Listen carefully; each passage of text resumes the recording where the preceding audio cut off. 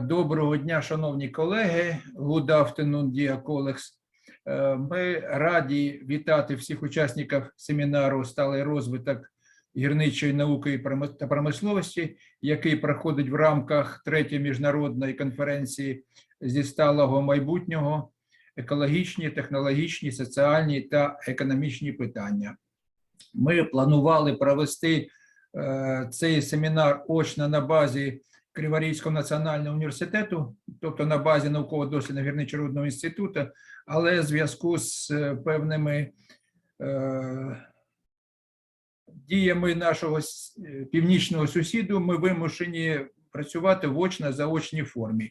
В проведенні семінару мені допомагають мої колеги Стрюк Андрій Миколайович і Григорєв Юліан Ігорович. В роботі нашого семінару разом з науковцями України беруть участь гості з Монголії, В'єтнаму, Замбії, Польщі, Болгарії, Казахстану, Хорватії, Канади і навіть з далекого Маврикія. Такий інтерес до нашого семінару обумовлений тим, що проблеми, які ми розглядаємо, вони типові не тільки для України, але і для інших країн світу. Значить, слово для привітання, оце не бачу, надається директору науково-дослідного гірничо-рудного інституту КНУ, доктору технічних наук,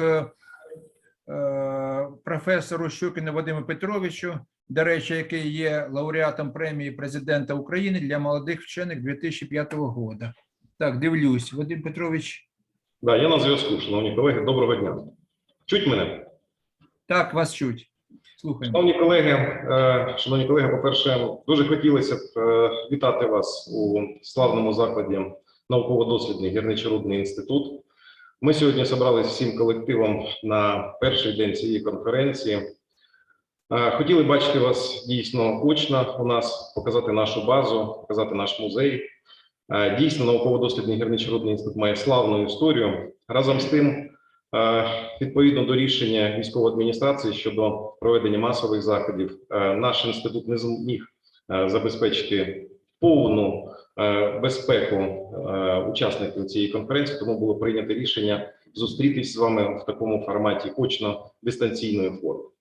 Хочу сказати, що завдяки військовій адміністрації, завдяки нашим військовим, Збройним силам України, Службі безпеки України, Національна гвардія, в цю війну наш науково-дослідний гірничо-рудний інститут не вийшов в евакуацію. Знаєте історію, можливо, не знаєте, то я скажу, що з 41 по 44 рік, у період Другої світової війни, наш науково-дослідний гірничо-рудний інститут був в евакуації і працював на зміцнення гірничо-видобувних підприємств. У війні 22-го року ми залишились на території Кривого Рогу. Всі наші співробітники працюють відповідно до діючих контрактів з промисловими підприємствами. Нам дуже приємно, що в таку серйозну конференцію була включена секція на базі науково-дослідного нашого інституту. Нам дійсно є чим поділитись новинками, дійсно здобутки, які ми маємо за весь період нашої роботи, які орієнтовані на гірничо-металургійний комплекс, на промислову екологію, вони заслуговують поваги. Я хочу сказати, що останні 5 років разом з промисловими підприємствами, я знаю, до речі, що зараз на зв'язку Північний комбінат, Інгулецький комбінат, я от щиро дякую цим підприємствам, які навіть у війну заключають контракти з нашим інститутом на проведення робіт, які пов'язані з промисловою екологією. Ми значну роботу провели щодо розробки конструкцій скважинних зарядів. Це дозволить зменшити викиди забруднюючих речовин при проведенні масових вибухів. Ми працювали над розробкою екологічно чистих реагентів, які забезпечують зниження пиловиділення і дегазацію при масових вибухах. Я щиро дякую Північному і Інгулецькому комбінатам, які вже впровадили ці технології у всі масові взриви, які проводяться на цих підприємствах. Я ще раз хочу сказати, що наш інститут не фінансується з державного бюджету. У нас виключно договорна тематика, і відповідно до цієї тематики ми отримуємо заробітну плату і отримуємо наш славетний інститут. Тому, шановні друзі, шановні колеги, хочу побажати всім вам творчої наснаги, отримати дійсно цікаву інформацію з цієї конференції, отримати, можливо, партнерів, які будуть зацікавлені у фінансуванні наших з вами наукових розробок. Хочу побажати всім вам здоров'я і всім нам разом перемоги над ворогом, який зараз намагається знущатись над нашою країною. Дякую. Дякую, Володимиру Петровичу, за таку цікаву інформацію про науково-дослідний університет Криворізький НДГРІ. Значить, і у нас сьогодні, ну, скажімо так, більшість україномовних. Я ось бачу пана доктора Кшиштофа Томічика, англомовний. Ну, я пропоную таким чином нам бути. Доповіді, відеодоповіді будуть у нас, звісно, на англійській мові, а задавати та відповідати питання, ну, хто на якій мові побажає. Ну, звісно, у нас українська мова, більшість. Значить, так. У нас планується сьогодні 13 доповідей, і ми вирішили почати наші доповіді не так, як традиційно у нас розповідають про видобуток та переробку корисних копалин, а почати, чому так? Значить, бо 150 років, як проводиться видобуток залізної руди на Криворізькому залізорудному басейні, ми тільки видобували, але ж мало звертали уваги на екологічні проблеми, які виникали. У нас був план. Тепер трошки ми повернулись обличчям до екологічних проблем, і ми поставили, скажімо так, перші доповіді більше орієнтуємось на екологічні проблеми, бо за цим, скажу, наше майбутнє. Видобувати це добре, але ж треба, щоб і людям було добре. Значить, перша доповідь у нас зміни гідрогеологічних умов на прилеглих до хвостосховищ територій Криворізького залізорудного басейну. Ну, я буквально два слова скажу, хвилиночку, ще скажу про важливість цього.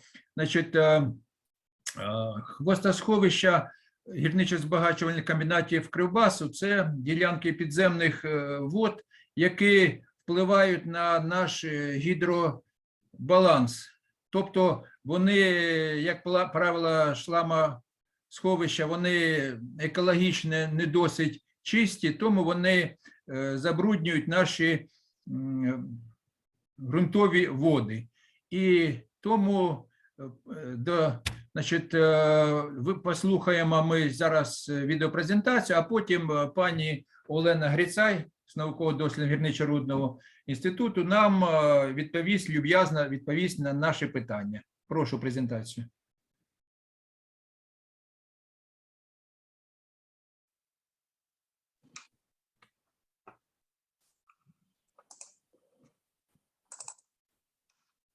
Dear colleagues, I present to your attention a report on the topic, changes in hydrogeological conditions at the territories adjacent to tailings storage facilities in Kryvyi Rih iron ore basin. Kryvy's iron ore deposits have been developed for more than 140 years. Over the years of operation, tens of billions of tons of overburden and concentration tailings have been accumulated. Tailings storage facilities are an integral part of the ore treatment process. The Kryvyi tailings storage facilities were made in natural gullies more than 60 years ago and didn't have any anti-leakage pad liners.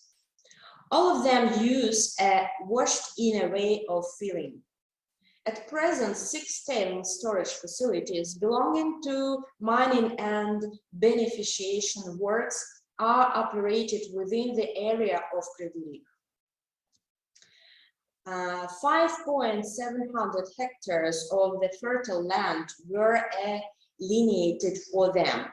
The embankments of the tailings impoundments have been raised to the absolute elevation from 120 meters to 170 meters. Tailings storage facilities are subject to potential environmental risks.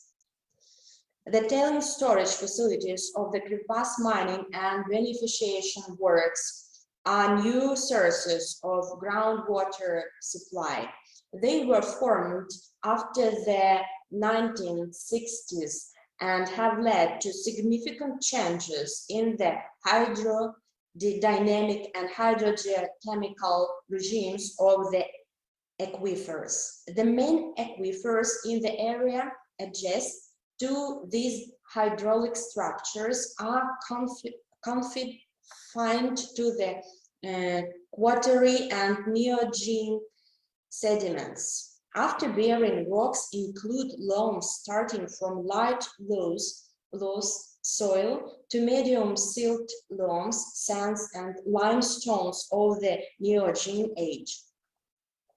At present, in general, all mining and beneficiation works have efficient drainage facilities which mainly intercept filtration, seepage, and provide safe groundwater depth.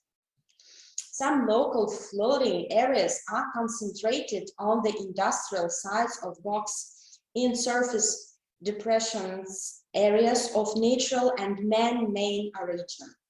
To date, the problem of chemical pollution of groundwater aquifers has made out on top. During 2019-2021, the work was performed at the request of the Kryvyi mining and beneficiation works to assess the effectiveness of the existing network of observation wells, control testing of wells, reconnaissance survey of drainage structures, territory, detection of flooding and other hazardous geological process, studies of archival materials and those of enterprises concerning hydrogeological and quantitative regime of groundwater have been conducted. The available materials on changes in the quality of groundwater composition in the areas of Kryvyi tailings storage facilities have been analyzed. A comparative analysis of current data with retro data from previous studies of the facilities and regional levels have been fulfilled. These kinds of works have been carried out for the facilities of public joint stock company Northern GOC, Central GOC, Ingles GOC. In the northern part of the Kryvyi, today the most difficult hydrogeological terms is the situation between the tailings storage facilities and the Saxagan flood plain, taking into account geochemical process and phenomena occurring within the influence of production activities of Northern GOC. According to the available data, there is increased contents of such microcomponents as carcinogenic, cadmium and nickel, non-carcinogenic lead, manganese, bromine, and other in the groundwaters of all aquifers. Significant accumulation of iron total up to 68 to 10,576 was also found at the industrial site of the enterprise near the dumps of overburden. For the central part of the Kryvyi, the analysis of observations of changes in groundwater chemical composition in the research area of Central GOC their comparing with the regional background indicates the unstable nature of its formation. During the year, there are sharp fluctuations of individual macro components and others in some areas. The tests of the underground waters of all aquifers have shown in some areas abnormally high iron content, high magnetized content. Other elements are not in evidence. Changes in the quality of groundwaters are possible under the influence of both natural and man-made factors. For the southern part of the Kryvyi, the generalized results of monitoring observations of INVOC, abnormally high content of elements such as iron, total, magnetized, sometimes cadmium and strontium has been found in the groundwater of Kryvyi and Sarmantian deposits.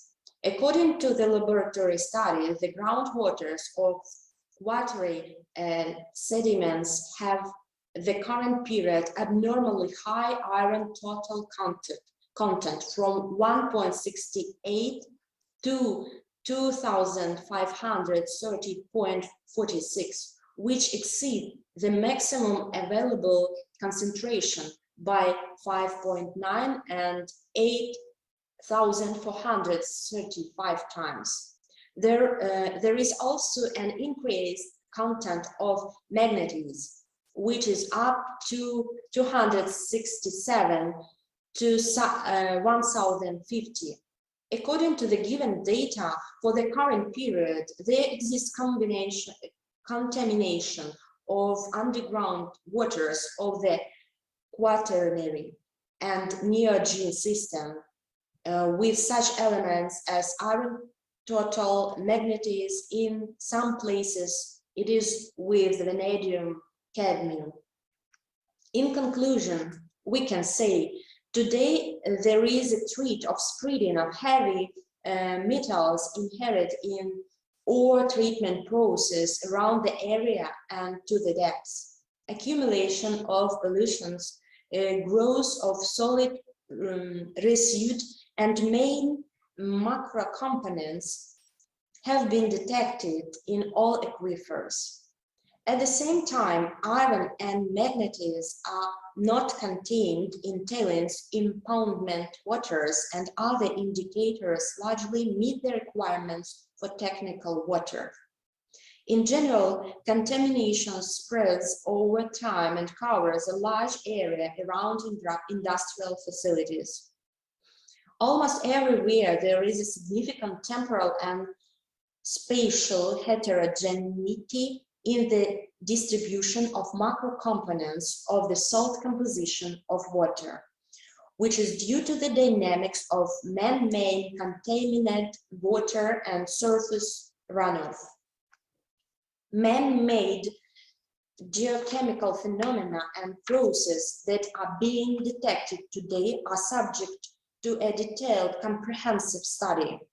Today, it's necessary to review the system of groundwater protection from contamination, taking into account the geochemical process and phenomena that occur within the area of impact of enterprises' production activities, where research was conducted.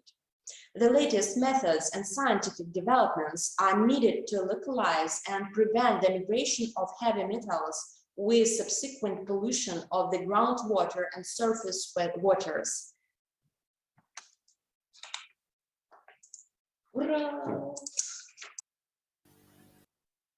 Дякую, пані Олено. В кого є питання по цій доповіді?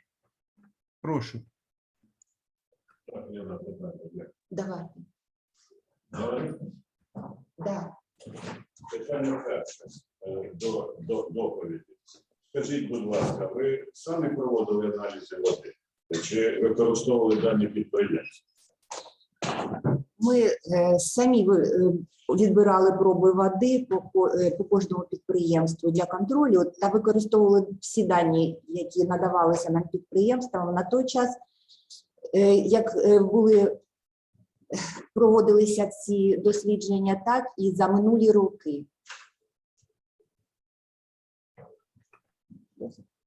Дякую. А це відкриті дані чи не закриті ці дані? Ну, щодо води. Підприємства, я маю на увазі, надавали вам їх без проблем? Так, ми отримували ці дані офіційно. Дякую. Ще питання є? Є. Прошу. Будь ласка, а на яких глибинах реєструється забруднення підземних вод? В цілому до 60 метрів, але є ділянки і до 90 метрів. Від 10 до 60 і до 90 в деяких ділянках. Дякую. У мене таке питання. А водоносні горизонти, вони де знаходяться в всіх місцях? На великій глибині? Це- Прісна вода, питна вода. Це якраз 3 водоносні горизонти, які знаходяться зверху. Це водоносний горизонт четвертинних, також неоген та полеоген. 3 водоносні горизонти. В деяких місцях на півночі це і доходить до кристалічних. Оце до 90 метрів. Ну, це окремі ділянки. А так верхні поверхності водоносні горизонти. Ну, води шламосховищ, вони сильно впливають на ці горизонти, ну, які понижчі? Прямого впливу ми не зафіксували, але це вплив загалом від діяльності підприємства, від діяльності промисловості як такової. Це дуже складне питання. Це дуже складне питання і дуже актуальне не тільки для нашого регіону, але й для нашого регіону як регіону великого промислового навантаження, але й для інших регіонів з подібними підприємствами. Дякую. Так, звісно, бо наші криворізькі водойма Інгулець, Саксагань, вони, скажімо так, надають на питну воду, але ж ми беремо більше з Дніпра. Так. Дніпро і Крачуновське водосховище. Ще питання є?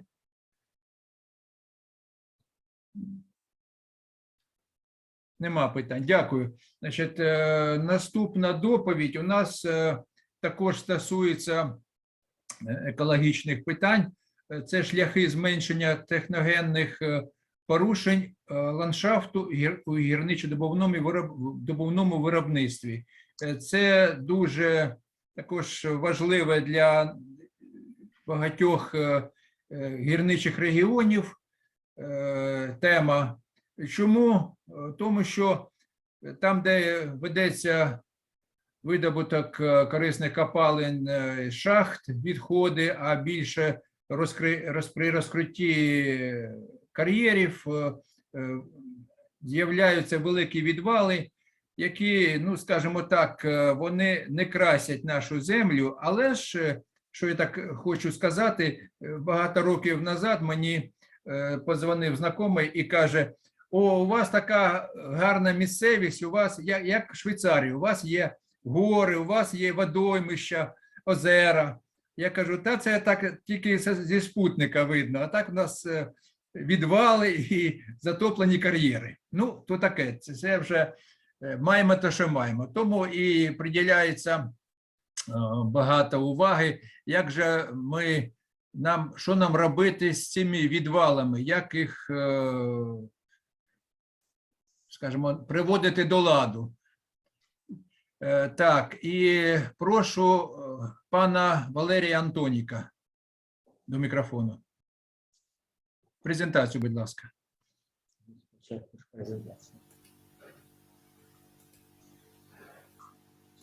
Ways to reduce technogenic landscape disturbances in mining production. Valery Antonik, Yevgeny Babets, Irina Antonik and Irina Melnikova. Useful mineral mining by underground methods causes considerable landscape disturbance of the areas of mining enterprise operations. Both the process of mining iron ore raw materials, creation of underground mines and open pits, and storage of iron ore mining and beneficiation wastes on the surface, disposal of waste rocks, substandard fractions of ore mass, open pit overburden, creation of oxidized ore and sludge dumps at mining and beneficiation plants, negatively impact the state of the surface. Activities of mining enterprises also result in tens of thousands of kilometers of ground large diameter pipelines, haul roads and railways. Consequences of underground and open pit mining operations include seismic events caused by drilling and blasting, and geotectonic disturbances of the surface in the form of sinkholes and craters at places of underground workings. The scientific work aims to generalize national and foreign experience in optimizing landscape disturbances caused by activities of mining enterprises and develop individual organizational issues and technology of restoring disturbed lithosphere areas in Kryvyi Rih iron ore basin. As a result of work, there are suggested engineering solutions to reduce the impact of anthropogenic disturbances on the ecosystem of Kryvyi Rih iron ore basin. The technology for processing substandard ores at underground mines and open pits, methods of concentration tailings retreatment, use of waste rocks in construction. Transition to the technology of in-pit dumping. Promising technologies of improving processes of biological reclamation include stimulation of vegetation and technogenic biocenoses through remote application of the fertile substrate mixed with mineral fertilizers and seeds of grass ameliorants, shrubs and arboreous plants to the surface of disturbed lands. Based on the research carried out, it was concluded that technogenic disturbances of the Earth's surface accumulated during the period of economic exploitation of Kryvyi Rih region require a comprehensive solution in two directions. The first one is a significant reduction in the rate of new destructive impacts on the environment through transition from extensive methods of deposit mining to all-round intensification of production. The second one consists in optimization of formed landscape disturbances by engineering and biological methods of reclamation. For this you need 1. The developed technology of hydraulic seeding of steep slopes of dumps with seeds of grasses, trees and shrubs makes it possible to reduce the time of self-overgrowth of their surface from 15 to 20 years to 5 to 7 years. 2. In addition to plant seeds, it is necessary to add mineral nitrogen, phosphorus, potassium fertilizers and nutrient substrate to the composition of the sowing slurry, which allows sowing on rocks without technical soil preparation. 3. In the dry hot period of the first year after sowing the slopes, it is necessary to irrigate the seedlings with water with a nutrient substrate, which increases the success of reclamation by 2 to 3 times.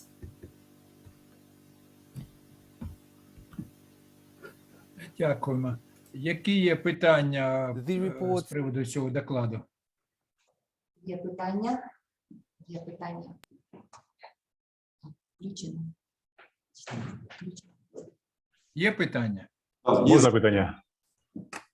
Ви чуєте мене? Можна питання? Слухаємо. Product aspiration процес – це сушка, так я розумію? І якщо, то якими, то чим це сушать? Ми не почули, якщо можливо, то зараз. Процес product aspiration – це сушка, так я розумію, продукта?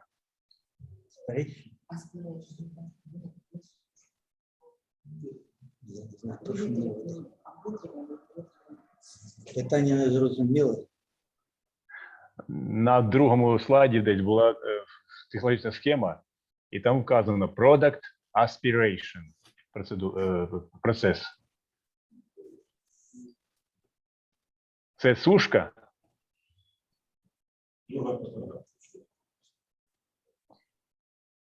У нас в нашій доповіді представлена тільки одна схема, яка стосується методики отримання залізняку з відходів ДСФ. Шахт, значить, шляхом зменшення, значить, ну там в тому числі в основному технологія полягає в тому, що проводиться додаткове, значить, відсіювання, значить, продуктів, значить, надрішитчатої речовини. Це дає можливість зменшити об'єми відвалів некондиційних руд. Там ніяких процесів сушки там не відбувається. Це тільки основано на тому, що йде розділення на фракції по розміру. Зрозуміло, дякую. Дякую. В мене питання є. Ось ми подивилися, що треба покращувати. А які ж напрямки, в яких напрямках треба діяти, щоб покращувався техногенний ландшафт Криворіжжя? Да, питання дуже актуальне. Значить, ну, ми вважаємо, що всі проблеми, які існують в ландшафтній структурі Кривого Рогу, можна вирішувати в двох напрямках, і треба вирішувати в двох напрямках. Перше, це, безумовно, значить, більше уваги приділяти тому, щоб, значить, зменшити руйнівний вплив, значить, виробничих процесів, особливо з відкритого видобутку сировини, на навколишнє середовище. Це можна досягти за рахунок того, що підвищити інтенсивність використання сировини і інтенсивність технологічних процесів, інтенсифікувати, іншими словами, виробництво. Ну, наприклад, переробляти, значить, ті некондиційні руди, які у нас на сьогоднішній день складуються у відвали тривалого зберігання з віддаленими, як кажуть, періодами їх використання. Перероблення, наприклад, хвостів, значить, це теж дуже великий резерв для того, щоб зменшити руйнівний вплив на ландшафтні структури Кривого Рогу. Ну і другий напрямок – це, безумовно, значить, оптимізація тих сформованих ландшафтних формувань, які на сьогодні існують, особливо, значить, історично створених, то, що в нас у Кривому Розі, значить, видобуток сировини триває вже більше 140 років. Безумовно, за цей період накопичилось дуже багато руйнівних, значить, ландшафтних порушень.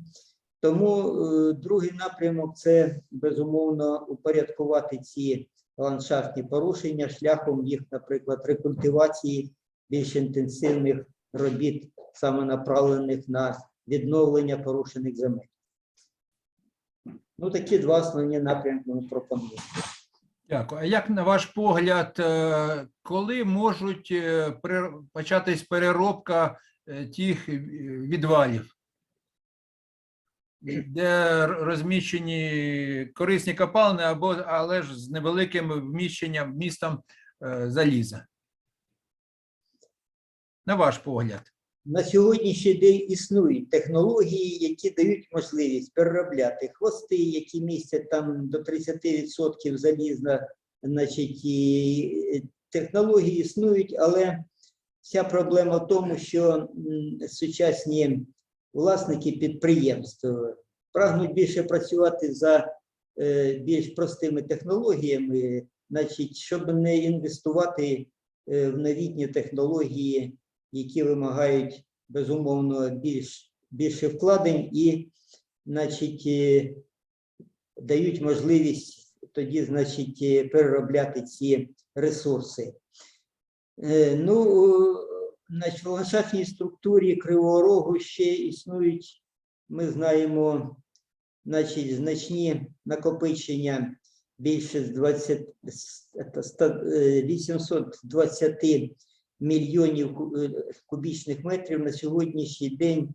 Це заскладовані окислені руди.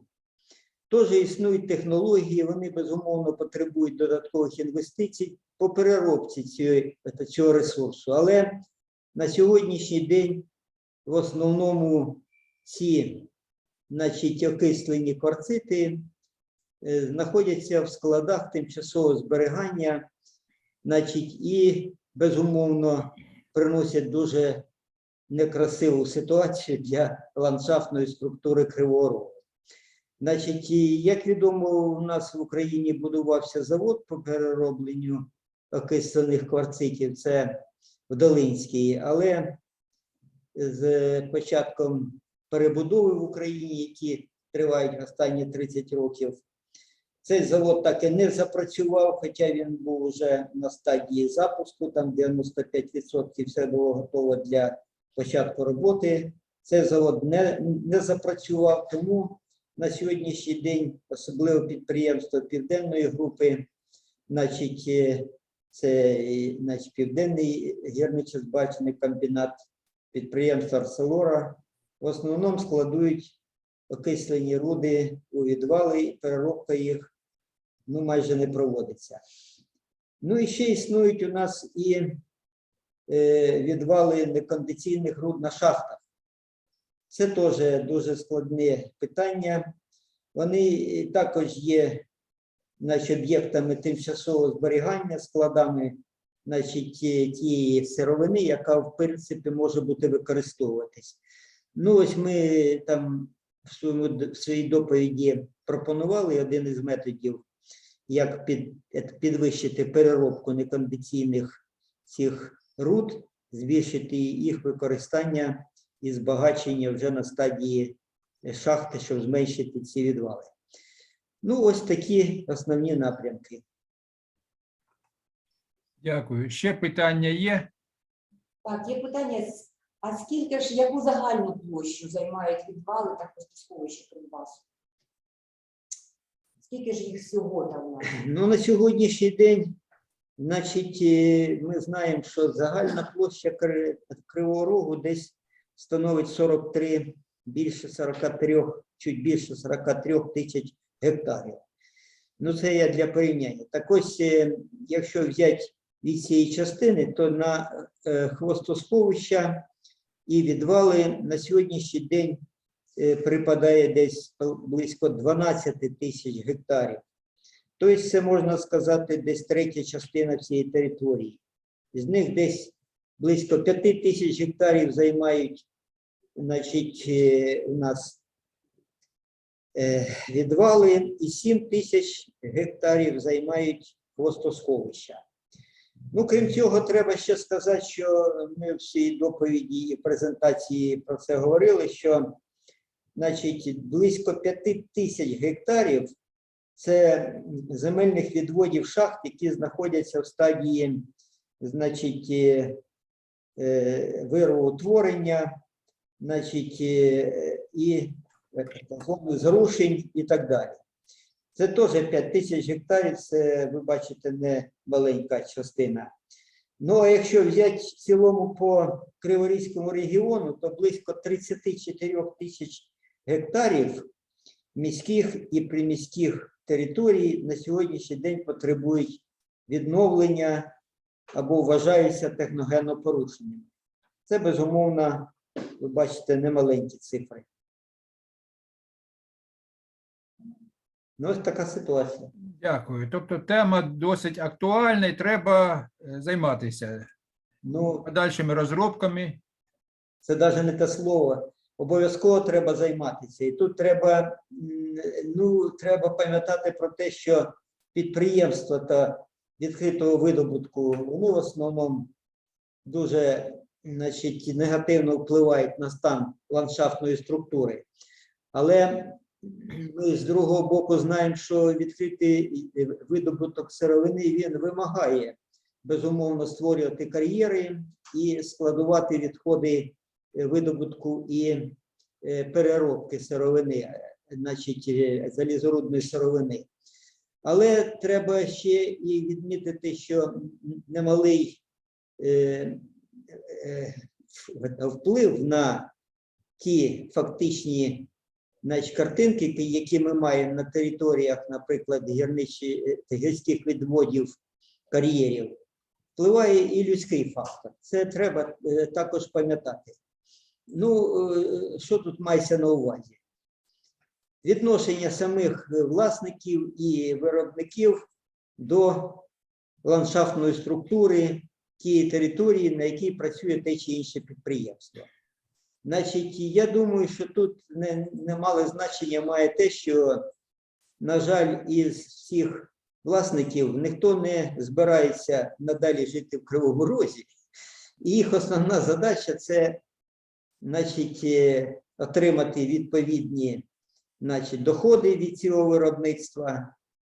Значить, ну, наприклад, якби це ми знаємо із закордонного досвіду, значить, є дуже жорсткі закони і вимоги до, значить, ландшафтних порушень при проведенні аналогічних робіт, наприклад, у Франції, в Германії і так далі.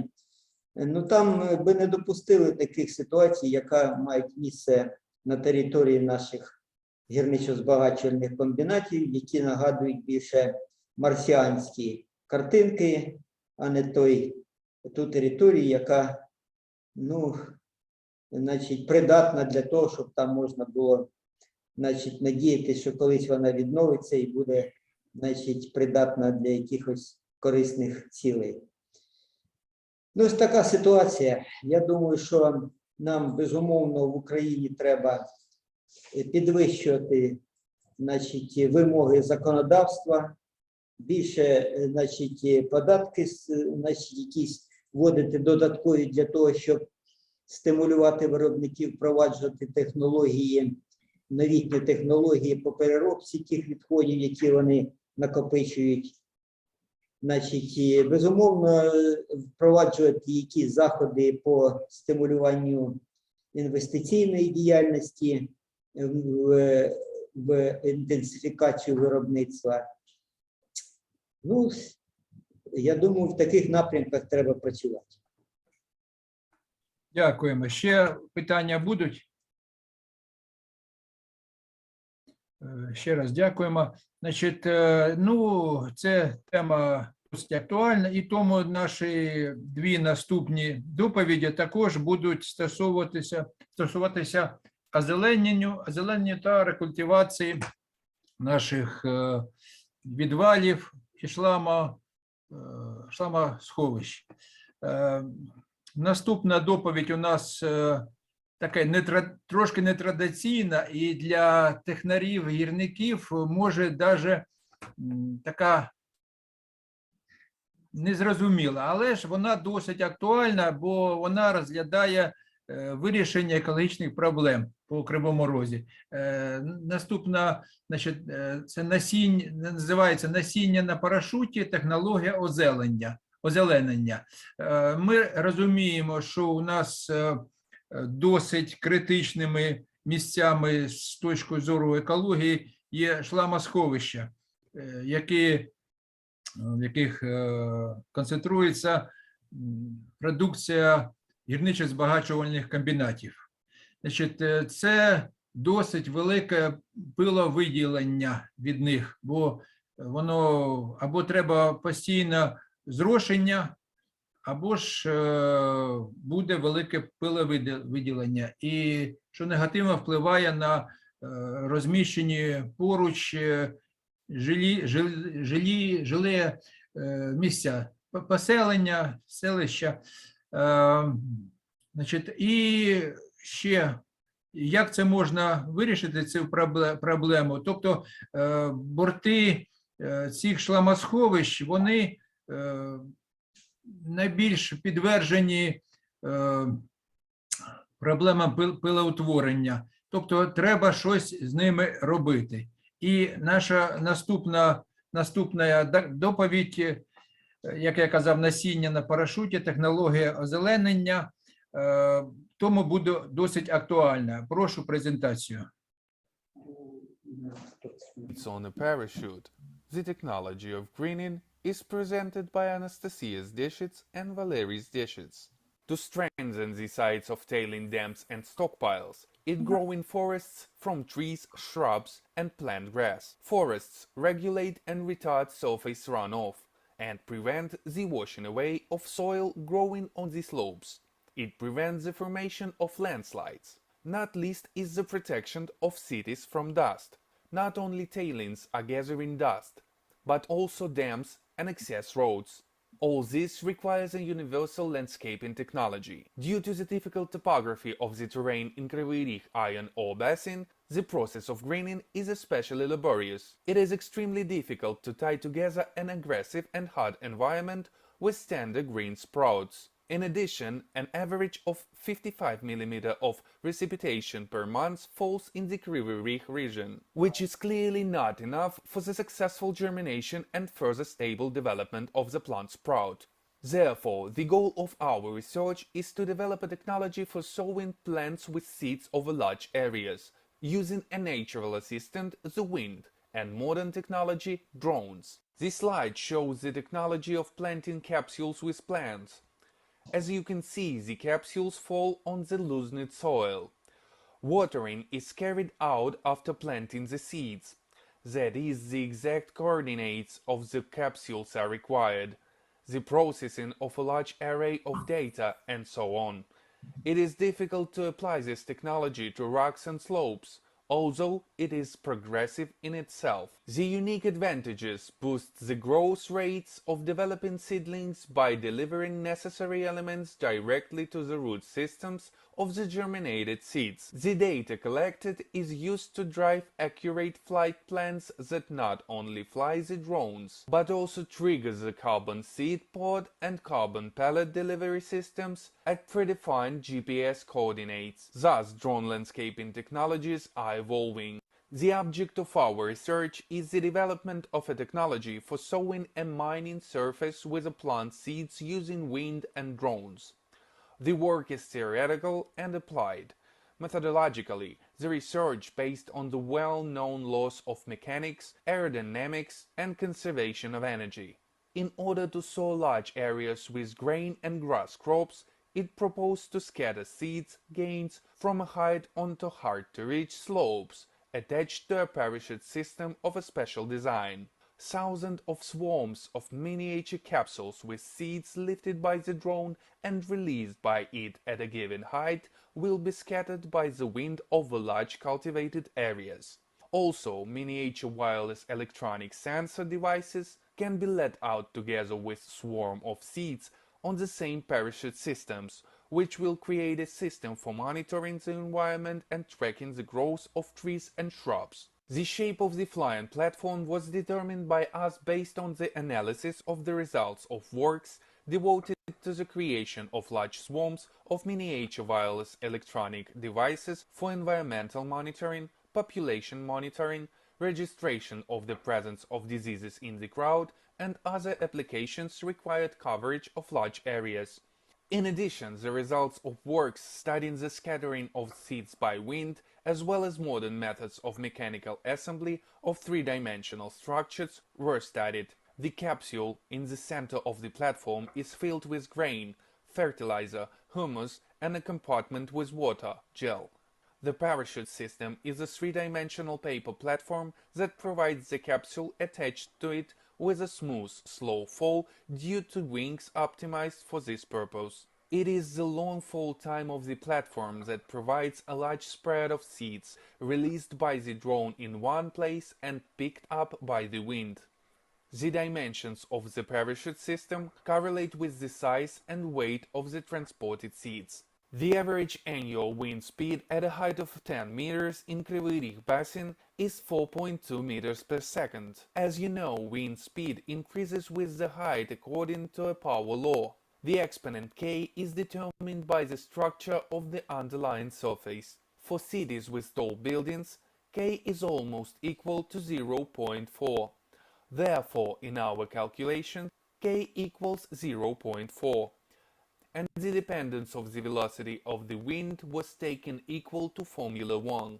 The performed calculations showed that the maximum vertical velocity of the platform fall is determined by the next formula. In situ experiments were carried out to determine the actual vertical velocity of wing platforms fall. The vertical velocity of 3D platforms in our experiments was the value from 1.6 to 1.9 meters per second, which is safe for seats. The relations between the weight of the cargo with the platform and the final velocity of the falling platform with a diameter of 40 millimeters was determined by empirical formula.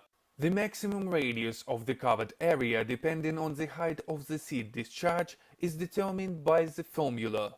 Another no less important parameter that affects the size of the seed coverage area is the drone's payload. The carrying capacity of heavy quadricopters starts from 5 kilograms. Therefore, to calculate the maximum radius of a circle covered with seeds by a drone at a time, it is necessary to set carrying capacity of the drone, the mass of the equipment needed, the number of grains per 1 square meter. So, with a load capacity of 5 kilograms, a grain mass of 40 milligrams, a coverage grid a square with a side of 1 meter, the coverage radius will be 300 meters. The height of seed discharge without a platform, in this case, is 60 meters. When placing seeds in a grid with a side of half a meter, the coverage radius will be 150 meters, and the seeds must be dropped from a height of 40 meters. Thus, the criteria of the successful operation of sowing drone are defined. The technology of greening includes 5 stages. Creation of a 3D map of the area by picturing areas subject to reclamation with drone cameras. After analyzing the topography of the terrain data, creating a seeding plan that fits the landscape best. Drones equipped with tubes that contain flying platforms with capsules that include germinated seeds and hydrogel. Drones fly at a calculated height above the ground. Following the landing pattern, they release biodegradable seed capsules over the slope, located on flying platforms. After planting the seeds, the drones perform low-level flights, picturing seedlings to assess the health of shoots and seedlings. Thank you for your attention. Дякую. Досить така перспективна технологія і перспективна не тільки по озелененню, але і технічно. Чому я так кажу? Тому що після нашої перемоги у нас залишиться багато дронів, як своїх дронів, так і іноземних, що нам на допомогу прийшлють. Тобто ми будемо використовувати їх для озеленення.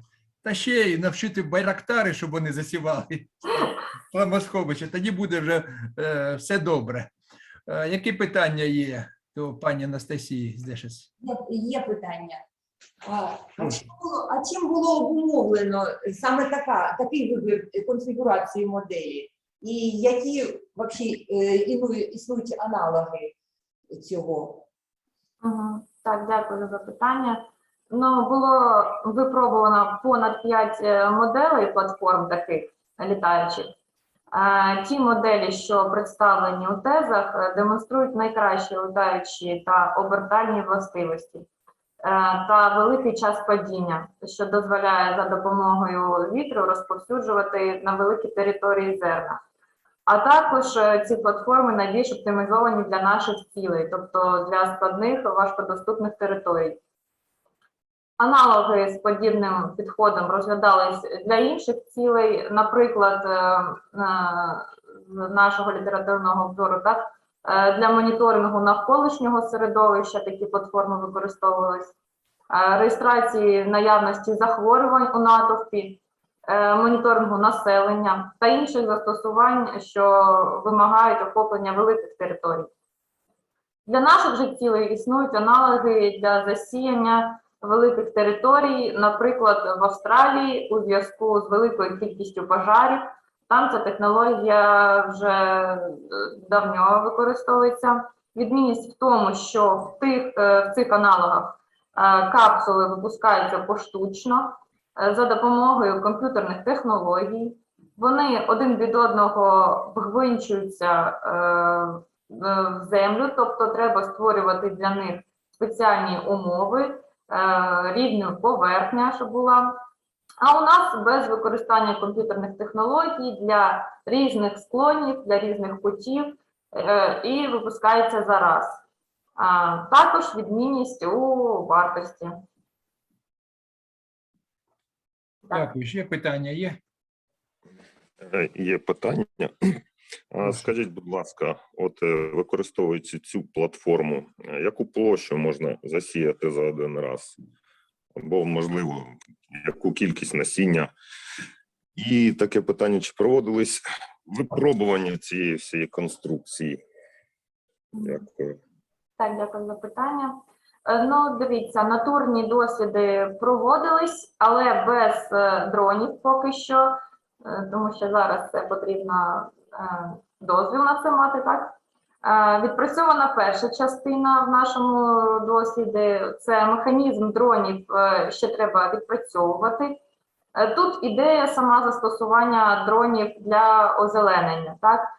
Знайдені були форми та проведені натурні досліди з метою встановлення, на які відстані, висоти, які швидкості вітру будуть розкидатися зерна. А в звичайних умовах ми виходимо на природу, вимірюємо конкретну швидкість вітру, для того, щоб мати результати, на яких відстанях ці зерна будуть один від одного, та їх вже непосередньо кількість. Це не теоретична частина, а вже практична. Тому і кількість зараз буде вимірюватися вже коли безпосередньо виходимо на природу, вимірюємо конкретну швидкість повітря. Тобто залежить все від швидкості повітря. Чи є Так. вітер, воно може нести, чи ви коригуєте якось, де викидати, де випускати? Так. По-перше, ми знаємо, що швидкість вітру з висотою змінюється, тому це потрібно зробити розрахунки. Ми вимірюємо конкретну швидкість вітру, і потім вже ми коригуємо, з якої відстані ми будемо викидати це, і яку кількість цих мініатюрних літаючих платформ з зернами. Зрозуміло. Ну, це, мабуть, дуже дороге задоволення. Ви не рахували, не підраховували, скільки це буде коштувати? Чи це реально буде? Так, дякую за питання. Ну, дивіться, дрони ми вже зрозуміли, це вже буде, дронів буде багато в нас. Так, якщо не дивлячись на дрони, та в залежності від того, яка стоїть перед нами задача, з якою купністю будемо засіювати та які умови зростання наших зерен, так, якщо говорити про саму конструкцію, то це вона коштує копійки. Ми беремо плівку або папер, краще зерна та гідрогель. Все. Краще брати плівку, яка розкладається з часом. Чому краще? Тому що плівку легше розтягувати, тобто робити форму ще крутішою, щоб центр тяжіння знаходився якомога нижче. Так, це є технологія, ці літаючі платформи, яка у нас з дерев зараз падає, та, такі листочки, вони повільно падають. Тобто це потрібна плівка або папер. Ну, з папером трохи складніше треба працювати, плівку легше розтягувати. І все. Проведені роботи, які доказують, що ці платформи працюють, а ціна визначається однією платформою та її розмірами. Тобто, які зерна, що ми будемо засівати, так, це вага, це розмір самих крильїв, так, і вже з цього йдуть розрахунки конкретні. Ще є питання? Прошу. Чи є у вас результати практичного випробування кінцевого результату? Тобто, наскільки вони приживаються, і в залежності від якості поверхні, на яку це розсіюється ця технологія. Або Так. ваші, або опубліковані. Ну, дивіться, ми проводили тільки першу частину. Ми знайшли форми, які добре літають, які мають великий час падіння, тобто для зерен це безпечно. Так, вони повільно приземляються. Це нами було доказано. Ми провели експерименти своїх, натурні експерименти своїх платформ, які самі зробили.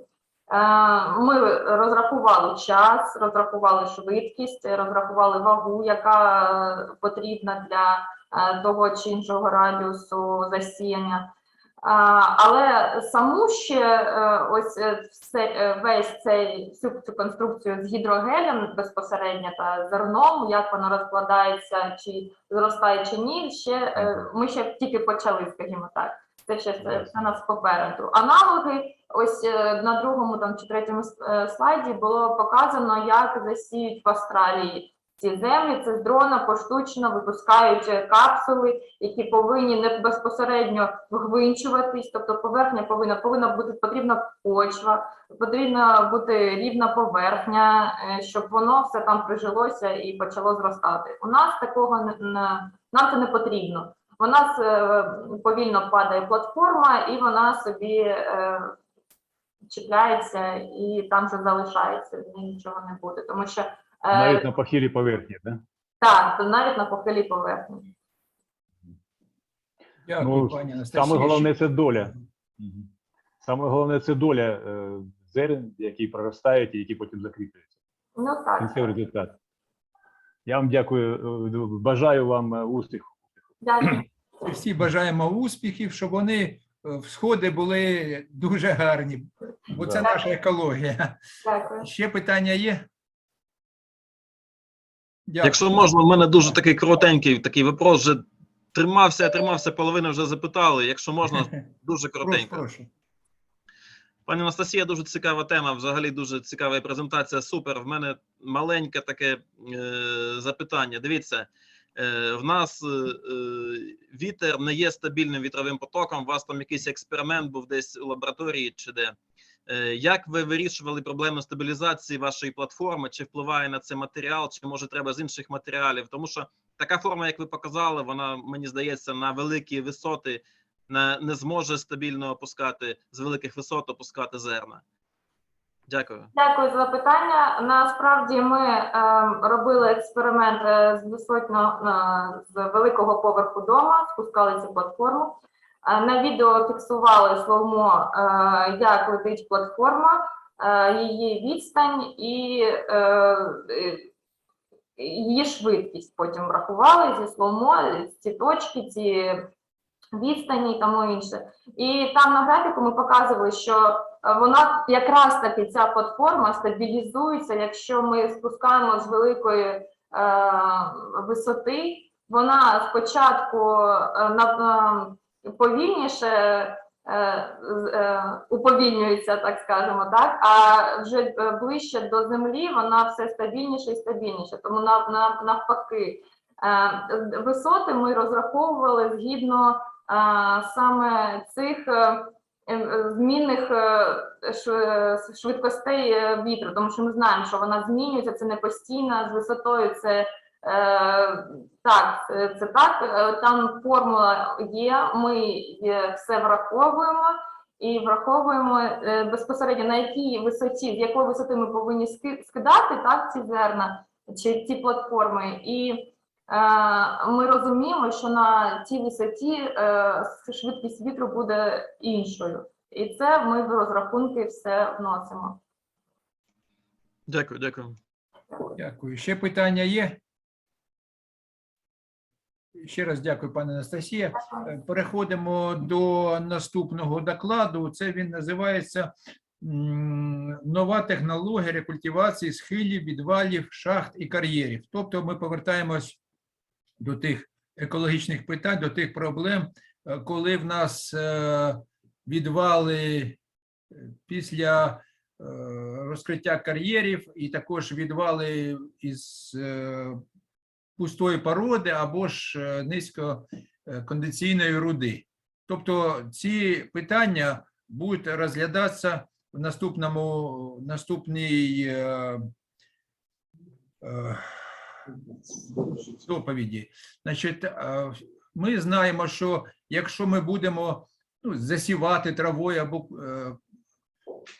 кустарникам засаджувати наші відвали, то це займе багато років. Дерева тим більше довго будуть проростати, і щоб закріпити наші ці отвали, поверхню наших цих отвалів. Тому автори наступної доповіді, вони пропонують інноваційну технологію для активної стимуляції рослинності. Прошу презентацію.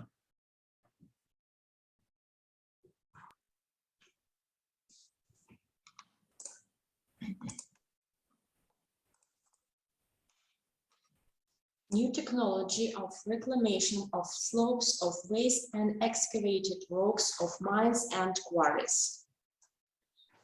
The fight against dust formation on the dumps of waste rocks and substandard ores of mines and quarries of mining enterprises is an important and urgent environmental task of industrial Kryvyi Rih. The greatest difficulty in reducing the sawdust of dumps are their slopes with an angle of 30 or more degrees. And the most reliable solution to this problem is self-overgrowing on their surface with trees, shrubs, which can naturally last 15 to 20 and more years. We have developed and tested the latest technology to stimulate and accelerate 3 to 4 times the self-healing period of hip slopes by applying a mixture of seeds of herbaceous plants, trees, and shrubs in combination with mineral fertilizers and nutrient substrate. As equipment for more seeding of dump slopes, it is recommended to use standard hydraulic drills for new purposes, in particular the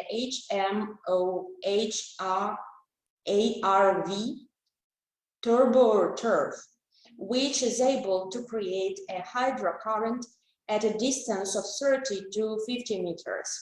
The article described the essence of the development technology and methods of organization and conduct of hydroseeding both from the lower and from the upper edges of the dumps. According to the results of testing, the proposed technology, it is concluded that the application of mixtures on slide 3 of seeds of herbaceous plants, trees, and shrubs in combination with the mineral fertilizers and nutrient substrate on the surface of the slopes of dumps promotes rapid creation of a green cover of grass, cover and humus formation for 3 to 4 years, provides development of 3 tiers of gardening. It is shown that crop care measures in the first year of plant vegetation can save up to 60 to 75% of seedings and help stabilize newly created biogenosis in subsequent years. Based on the results of the work, the following main conclusions were made. The developed technology of hydraulic seeding of steep slopes of dumps with seeds of grasses, trees, and shrubs makes it possible to reduce the time of self-growth on their surface from 15-20 years to 5-7 years.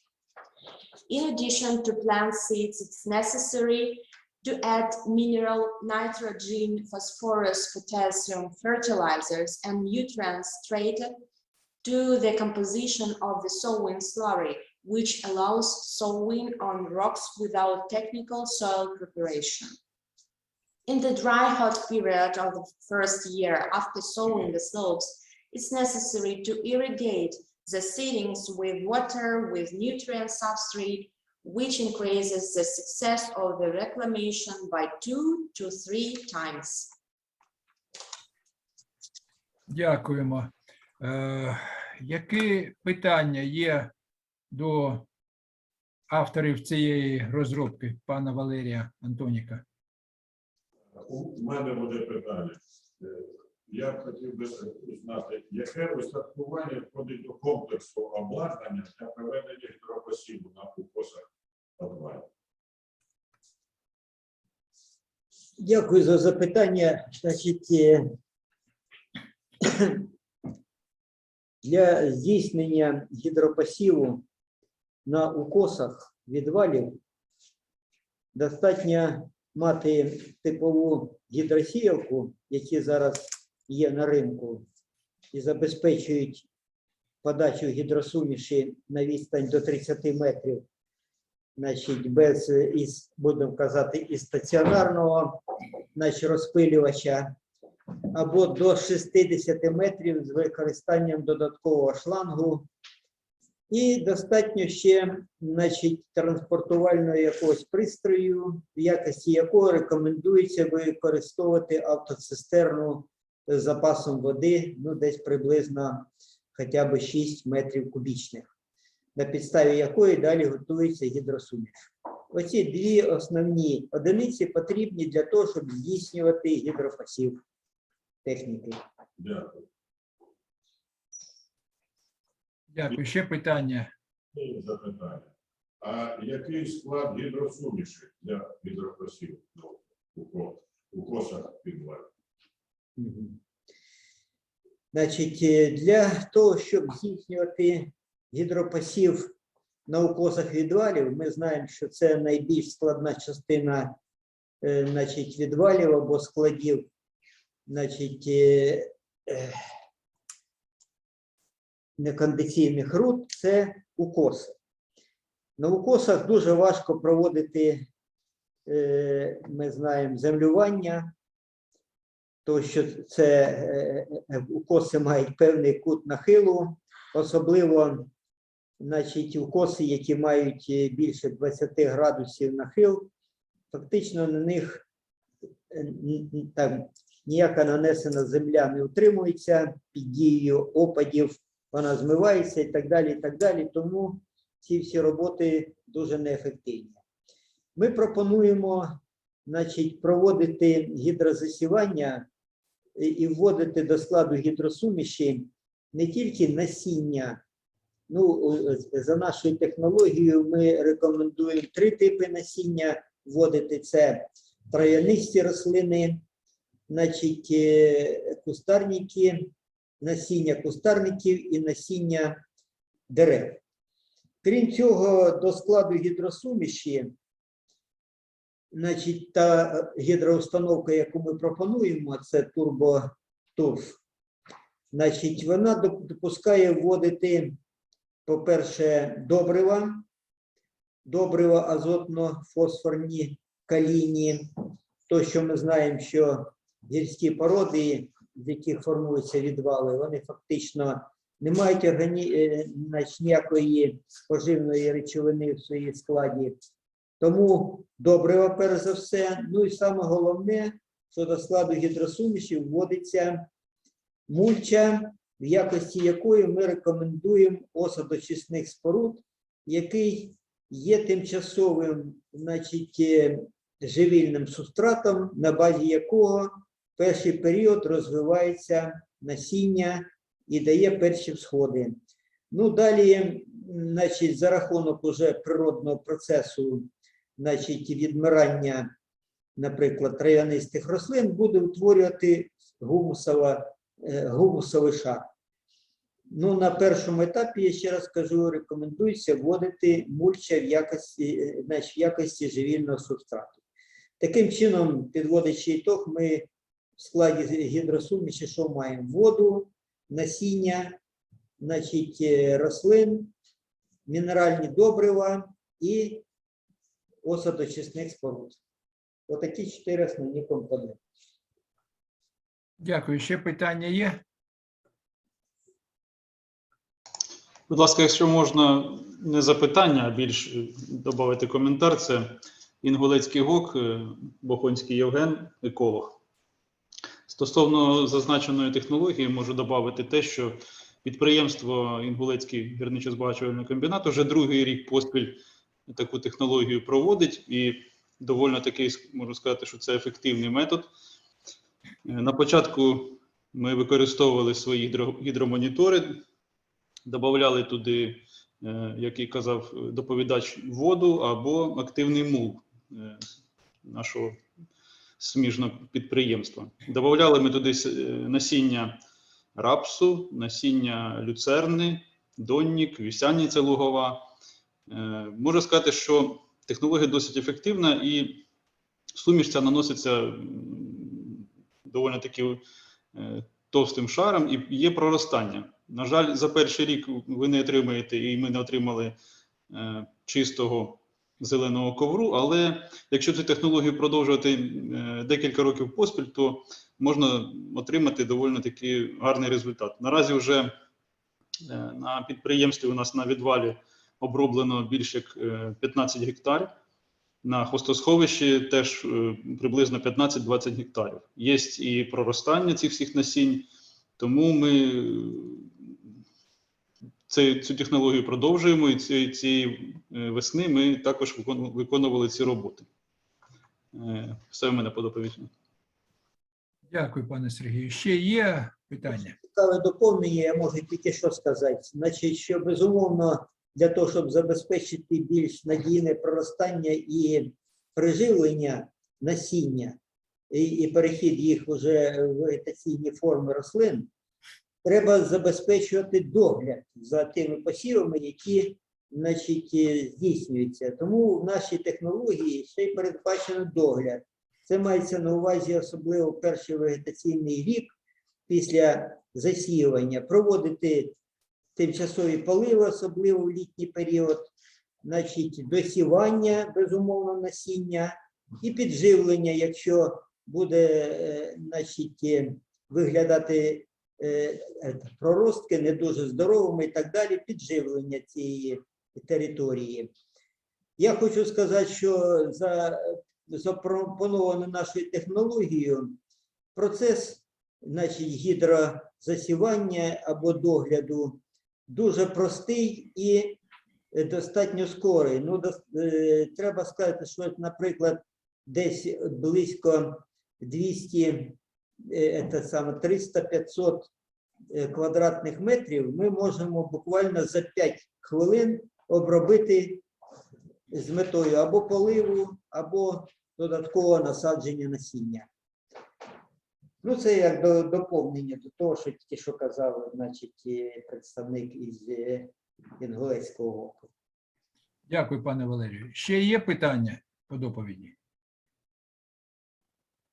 Тоді ми переходимо до наступної доповіді, яка у нас більш пов'язана, більш технологічним.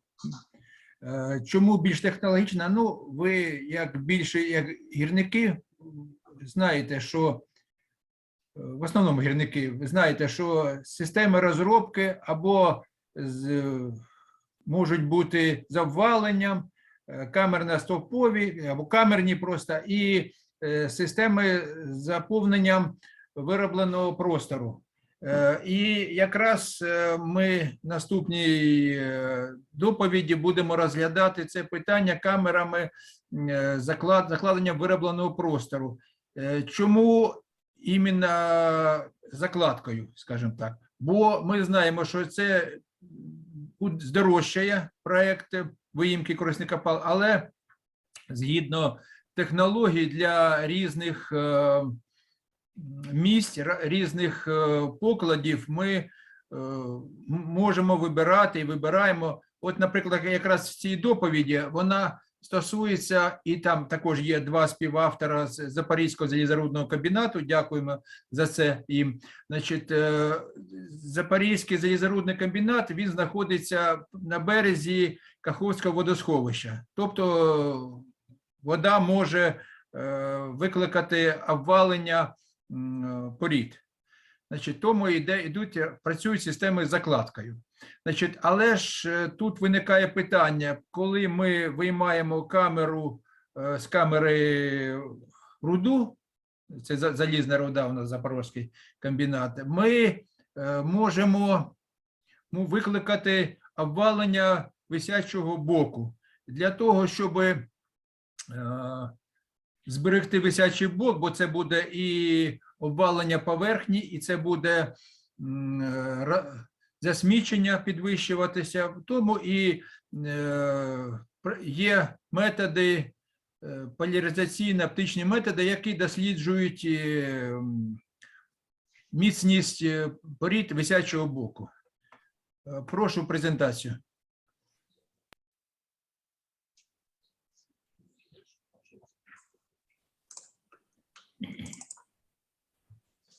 Investigation into near counter stresses in stopping with backfilling by the polarization optical method.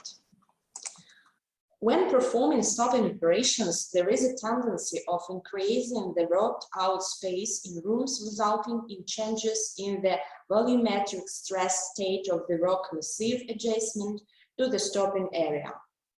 That consequently initiates geomechanical process that causes strains of the rock massif and stope counterclaps. The nature of geomechanical process occurring in the rock massif adjacent to the rocked out space is determined by mining and geological conditions. With increased mining depths, rock pressure naturally increases, and so do stresses in the near counter massif in room and pillar mining.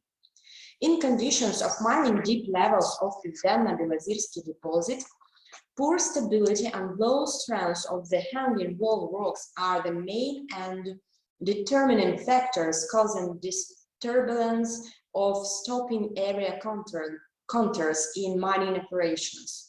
Low and extremely low stability of ores and country rocks contributes to lost stability of stopping area contours. The research aims to develop recommendations on parameters, forms, and procedures for stopping, including search for possible partial changes in the shape of stopes and procedures of their mining under increased stresses in the near counter massif when conducting stopping operations by the room and pillar method with backfilling. To research into stress in the near counter massif when stopping, a polarization optical method with transparent models made of optically sensitive materials is used to obtain data on distribution and values of stress in the rock massif with mine workings of various purposes and sizes. The polarization optical methods of studying stresses is based on properties of most transparent isotropic materials to acquire the ability of double radiation under the influence of stresses. The value of double reflection associated with that of stress can be measured optically when the model is transilluminated with polarized light. Polarization and double reflection are optical phenomena underlying the polarization optical method. The method of photoelasticity is based on laws of the elasticity theory, which state the relationship between stresses and strains is subject to Hooke's law for triaxial stress is expressed in the form of. To solve a flat problem, Hooke's law is written in the form. The polarization optical methods of studying stresses on transparent models of optically sensitive materials makes it possible to obtain distribution and values of stresses in the rock massif with different geometric parameters of the stope. To study the stress state of the rock massif on polarization optical models, the latter are made of low modulus materials that operate under their own weight. The optically sensitive material Igdantine, the Igdantine model is made according to the generally accepted methods. Making the model stopping is modeled according to the scheme in figure 1.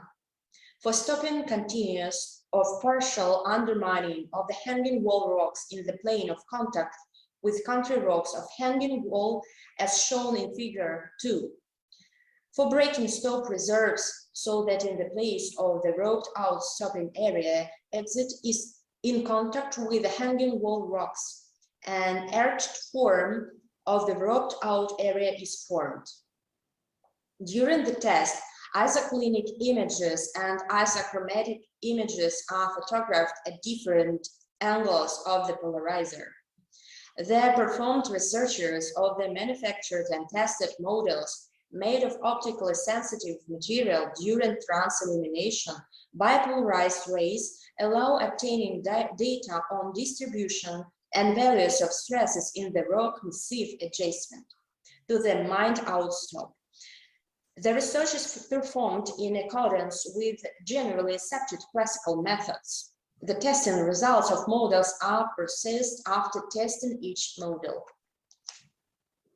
Based on the calculation results, there are curves of stress concentration factors built for each model in the area of stop influence as they move away from the contours of the roped out stopping area toward the hanging and footwalls.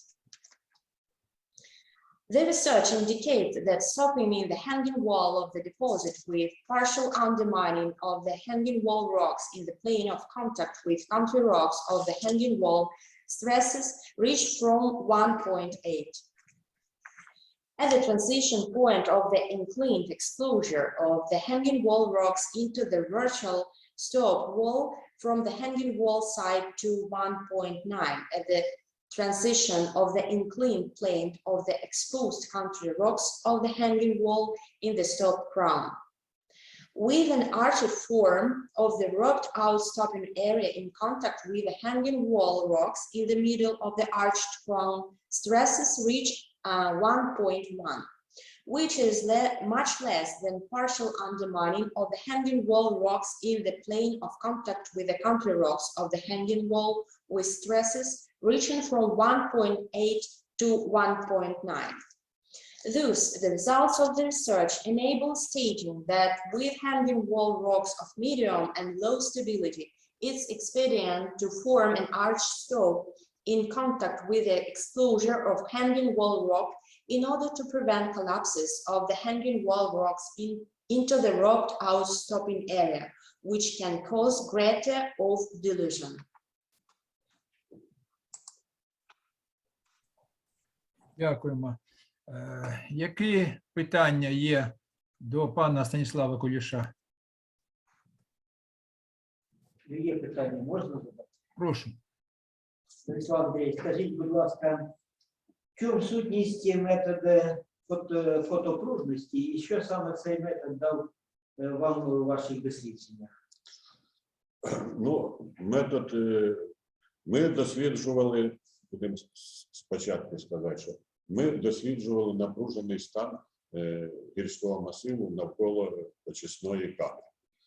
Значить, метод фотопружності заснований на властивості оптично активних матеріалів пропускати світло під певним кутом.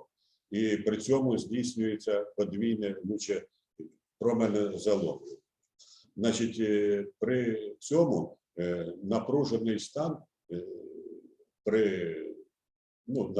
при созданні гірничих виробів, в даному случае камера, значить, напружені ділянки,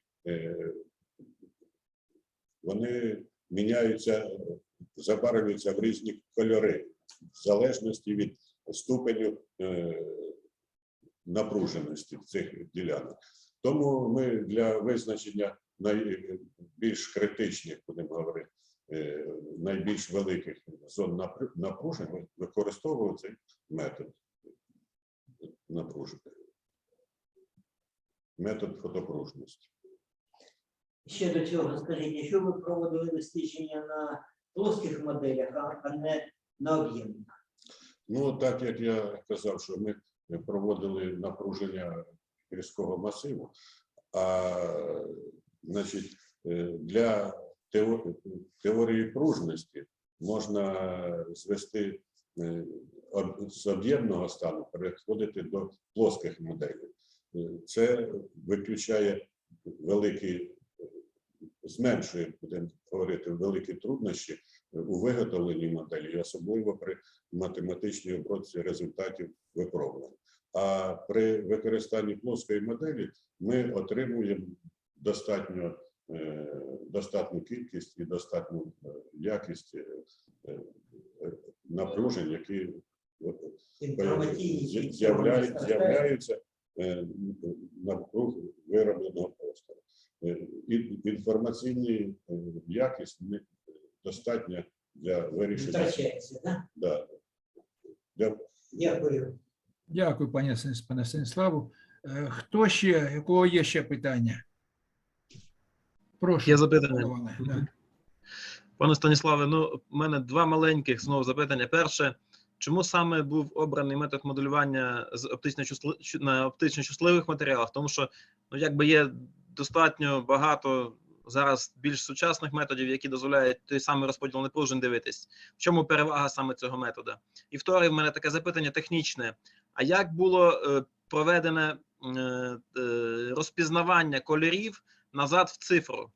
Тобто, як ви переводили ці картинки розподілу напружень, переводили їх в цифровий формат?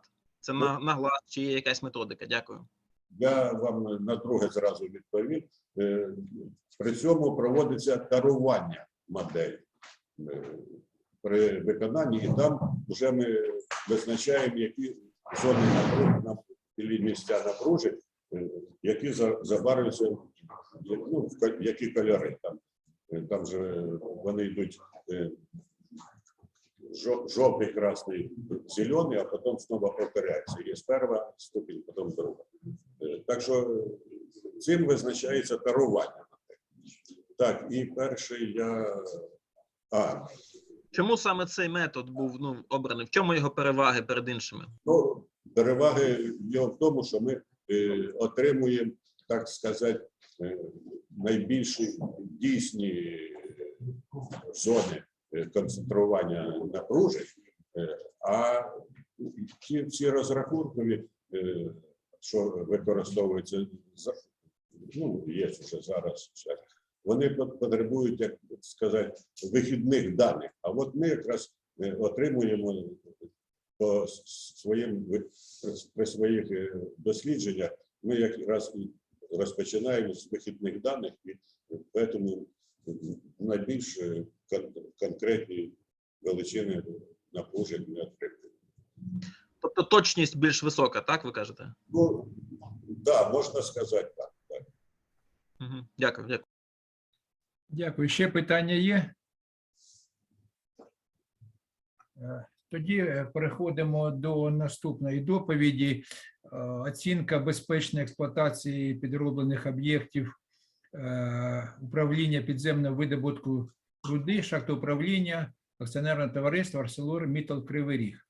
Ну, багато з колег знають, що наші гірничо-видобувні підприємства, шахти, вони розміщені в межах міста Кривого Рогу. Тобто вони впливають на наш ландшафт, впливають на поверхню нашу.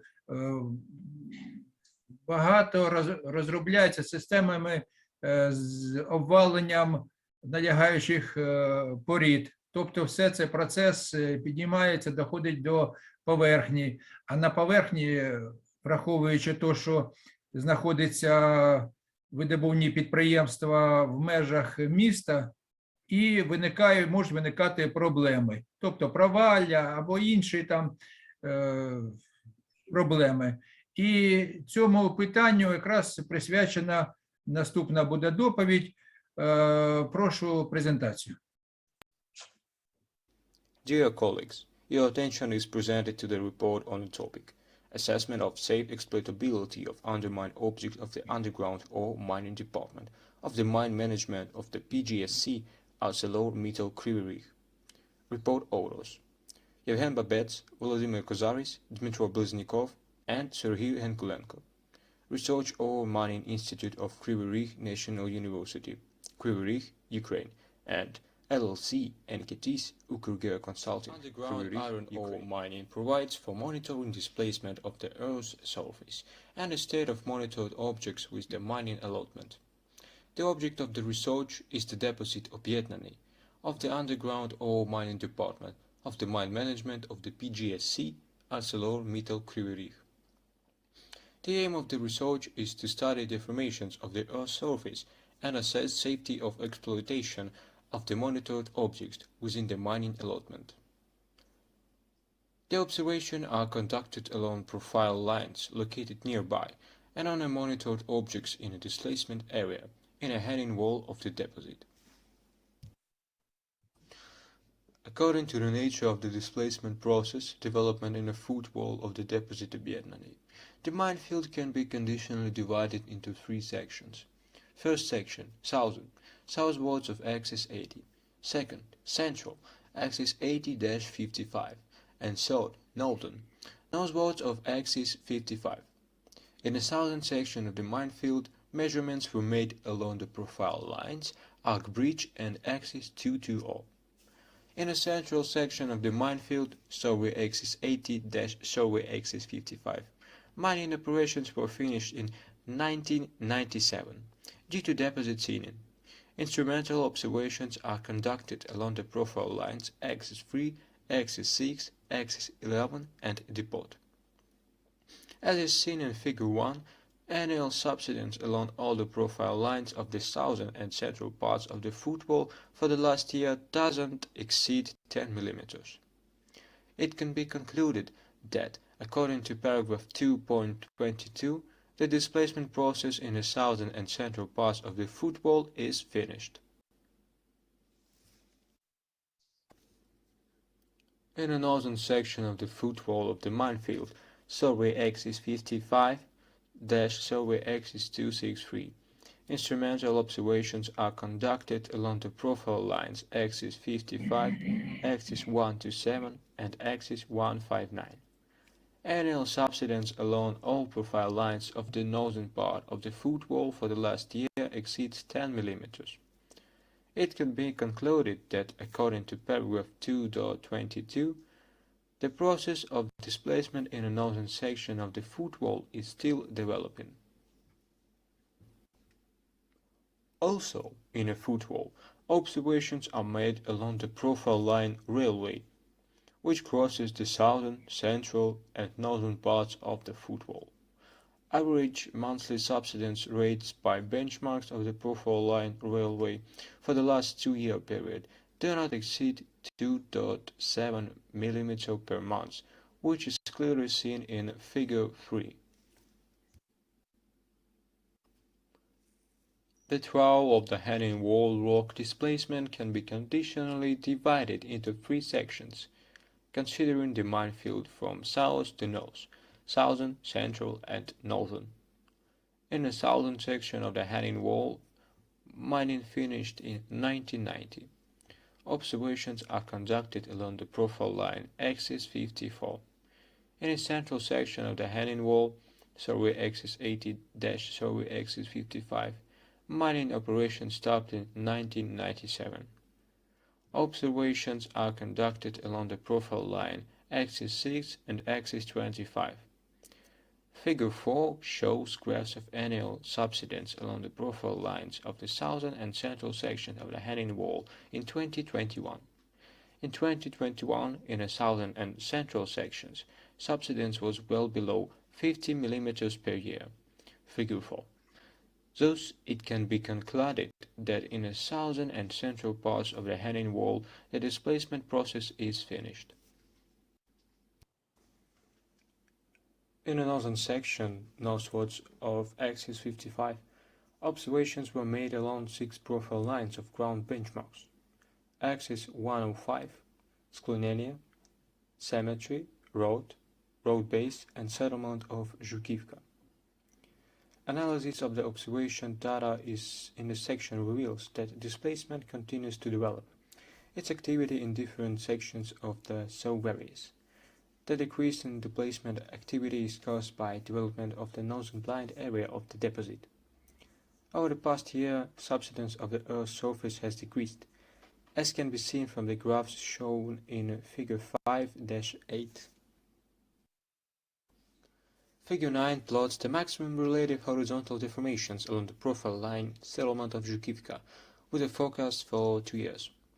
Analysis of the graph in figure 9 enables the conclusion that in 2022 the forecast values of the maximum relative horizontal deformations along the profile line settlement of Zhukivka will reach 3.5 mm per meter and 3.7 mm per meter in 2023. This will not exceed values of permissible relative horizontal deformations for buildings of the settlement, 6 mm per meter ISO. Conclusions. The process of shifting in the southern and central sections of the recumbent and heading sides has ended. It is possible to safely operate the following objects: the frame bridge PK 73 km plus 200, PK 73 km plus 250, the railway track section 71.74 km, and the access line, Kiro station-Shmakova station, the railway depot facilities of the PGSC KZRK, buildings and facilities of the industrial site of Pivnichna mine, the PGSC Central JZK, facilities of the crushing soldering plant, CSP, and the industrial site of the mine management, buildings in Kovalska Street, the Shistov Rocks Geological Nature Reserve of local importance, the settlement of Kamelatka, the municipal cemetery Zahidne. The actual annual rates of surface subsidence in the area of the Ukru-Zaleznica track and the axis track have not exceeded 2.7 mm per month over the last 2 years, which is significantly lower than the permissible values, 100 mm per month. Therefore, there is no need for special protection measures for these facilities. The process of sharing in the northern part of the line site continues to develop. Further mining of the reserves on the northern flank of the mine field will lead to activation of a landslide process in the motor road area. The displacement process on a section of the profile line road base is still developing. It is forbidden to safely operate the following objects: the section of the motor road Tehbaza-Cemetery Zahidne, the road base for the motor road section Tehbaza-Cemetery Zahidne. At present, mining of the deposit up to level 1065 meters doesn't cause surface deformation above the permissible values for the residential facilities of the settlement. Therefore, the measures to protect the settlement involve maintenance for the period until the actual relative horizontal deformations do not exceed the calculated permissible value for residential buildings, which is 6 mm per meter. Thank you for your attention. Дякую. Питання є? Прошу, пані Так, Анастасія. розкажіть, будь ласка, який характер змін максимальних вертикальних осідань? Вертикальні максимальні осідання мають тенденцію к збільшенню в напрямку висячого боку. Залежно від року спостережень, вони дуже добре апроксимуються лінійними залежностями, то коефіцієнтом достовірності апроксимації більше, ніж 0,92. Дякую. Ще питання є? Так, ще питання. Прошу. Скажіть, будь ласка, на протязі якого часу проводились вимірювання деформації? Вимірювання деформації конкретно нашим інститутом проводяться вже упродовж 7 років. Але взагалі вимірювання проводились, раніше проводились другими підприємствами вже майже 40 років. Дякую. Мене питання буде. Ви розглядали тільки осідання чи провалля є на цій ділянці? На цій ділянці у зоні відходу є провалля, але ці питання не розглядалися в темі даної статті, вони є в наших звітах з фотографіями і прочими. Останнє провалля було зафіксовано в 2011 році. І в мене ще питання. Я не побачив графік річних осідань на профільних лініях по Жуковці. Жуковка. Чому це так? І графіки є в тексті статті, вони мають аналогічний характер з графіками, які наведені на слайді 6, і також демонструють тенденцію трохи зменшення осідань в 2021 році в порівнянні з 2019 та 2020 року. А це просто, що на слайді 6-4 графіка красиво можна було розмістити, а п'ятий не поміщався красиво. Дякую. Ще питання є? Нема питань. Переходимо до наступної доповіді. У нас вона називається «Особливості сировинної бази Лихманівського залізорудного району Криворізького басейну». Ну, всі, чи майже всі знають, що Кривий Ріг – це місто, яке розміщено по залізорудним покладам і протягається на понад 120 кілометрів. Тобто у нас різні є залізорудні райони. І вони, кожен район по-своєму, він специфічний, навіть унікальний, можна сказати. Ну і що стосується нашого самого південного залізорудного району, це Лихманівський залізорудний район, у нас, ми подивимось презентацію, і на наші питання буде відповідати пані Олена Hrytsai. Прошу презентацію.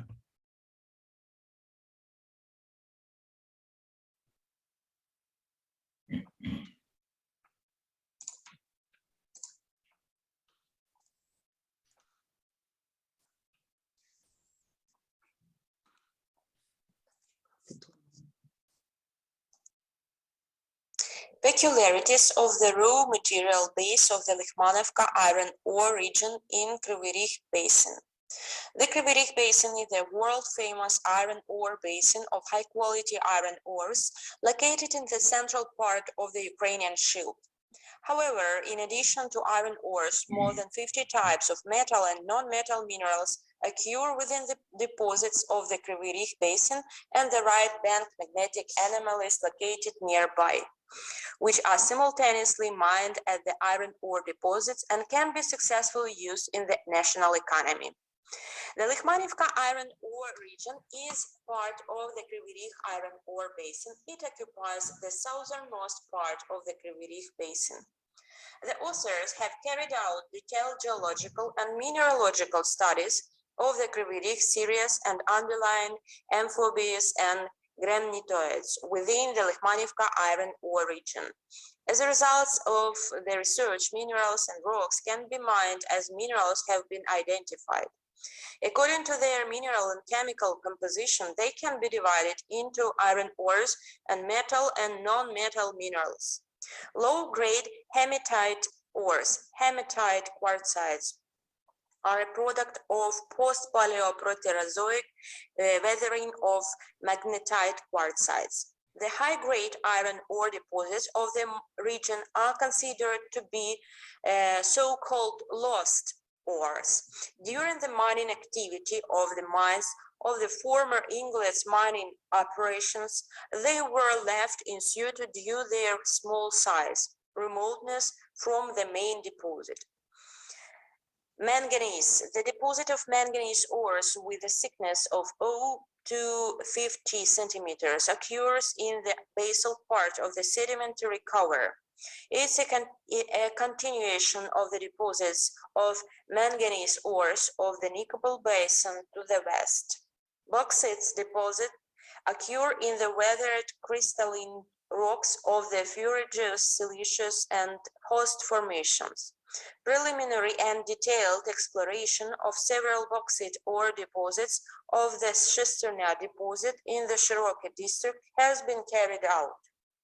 Garnet is a rock-forming mineral of the first and the second schistose horizons of the Saxahan suit. It's also present in the rocks in the thin third, fourth, and fifth schistose horizons. The average content of the garnet in schist ranges from less than 5 to more than 20%. Muscovite quartzites and quartz muscovite schists can make up the lower and middle substitutes of the Skelivatka suite. According to the preliminary data, it can be used in the manufacture of electrical insulating, building materials, mineral paints, rubber, plastic. There are about 10 minerals and rocks that can be used as mineral pigments of the industrial and artistic quality within the boundaries of the Likhmanivka iron ore region. Here you can see the example of these pigments. Limestone within the boundaries of the Likhmanivka iron ore forms a layered deposit. According to the preliminary data, its quality indicators meet the requirements for a metallurgical one. Talc is the main rock-forming mineral schists. Based on the results of the preliminary technological studies, it was established that these schists can be used as raw materials for the manufacture of dry and oil paints, the production of cetal, and so on. Gemological and collectible minerals. There are more than 20 minerals and rocks that can be used as gemological and collectible minerals in the productive and enclosing strata of the Likhmanivka iron ore region. Here you can see the main types. The deposits of Likhmanivka iron ore region are complex ones. According to the results of the studies, among about 20 types of associated minerals, several priority ones can be distinguished in terms of prevalence, degree of geologic certainty, existing methods of use, positive technical, economic, social, and environmental consequences of their utilization. Дякую. Які питання є по цій доповіді? Прошу, пані Анастасія. Так, дякую. За якою технологією можливе виробництво гранатового концентрату з Лихманівського залізнорудного басейну? Я вибачаюсь, хтось мікрофон не виключив. Прошу далі. Пані Анастасія, прошу далі.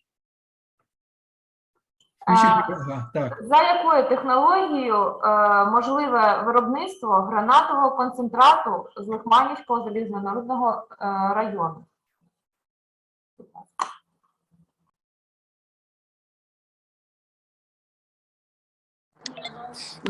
Дякую за питання. Дякую за питання.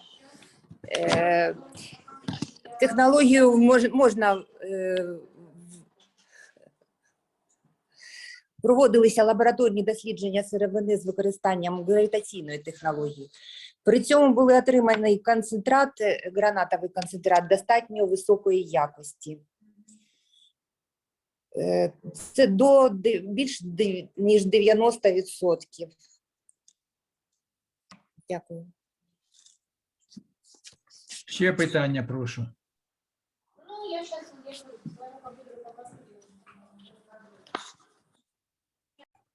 У мене питання тоді буде, яка мінеральна сировина Лихманівсько-залізорудного району, ну, на вашу думку, як автора цієї презентації, є найбільш перспективною? І чому? Чи проводили ви якісь економічні розрахунки?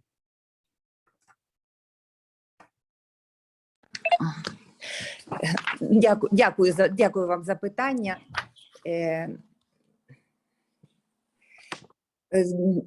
За результатами проведених досліджень можна виділити кілька видів сировини пріоритетних за поширеністю, ступенем вивченості, існуючими способами використання, позитивним технічним, економічним, соціальним, екологічними наслідками їх утилізації. І це такі види сировини, як багаті та бідні гематитові руди, гематитові кварцити, а також сланці, що містять тальк, та мусковітові кварцити. Це основні такі типи сировини. За ними були зроблені попередні економічні оцінки, але вони проводилися за даними попередніх періодів. І якщо робити зараз такі висновки, то треба ще проводити на нових даних, за новими умовами використання. Потрібно теж робити такі дослідження економічні, я маю на увазі. Тобто ви так презентували і наперед перспективу наукових робіт по цьому напрямку?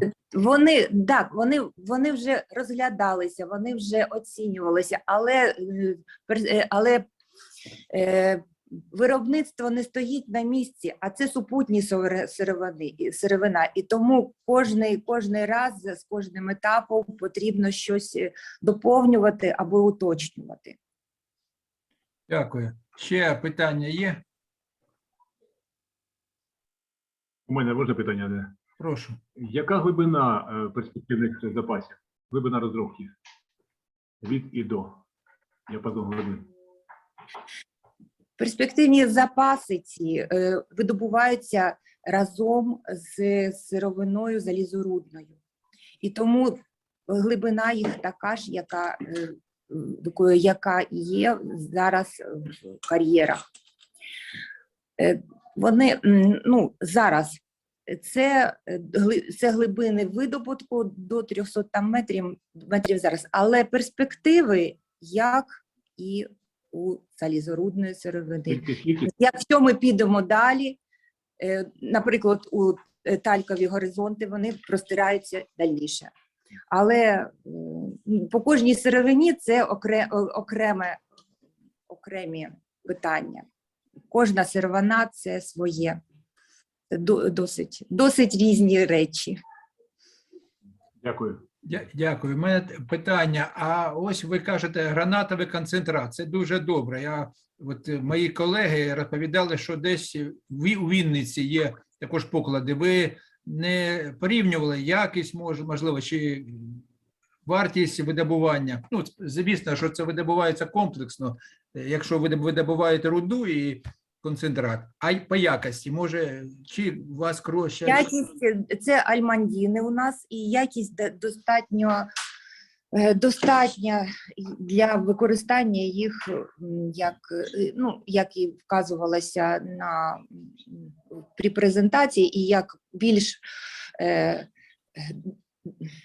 більше у статті написано, ми дуже скоротили цей виступ. І ця сировина підходить по якості за 4 типами гостів з використання.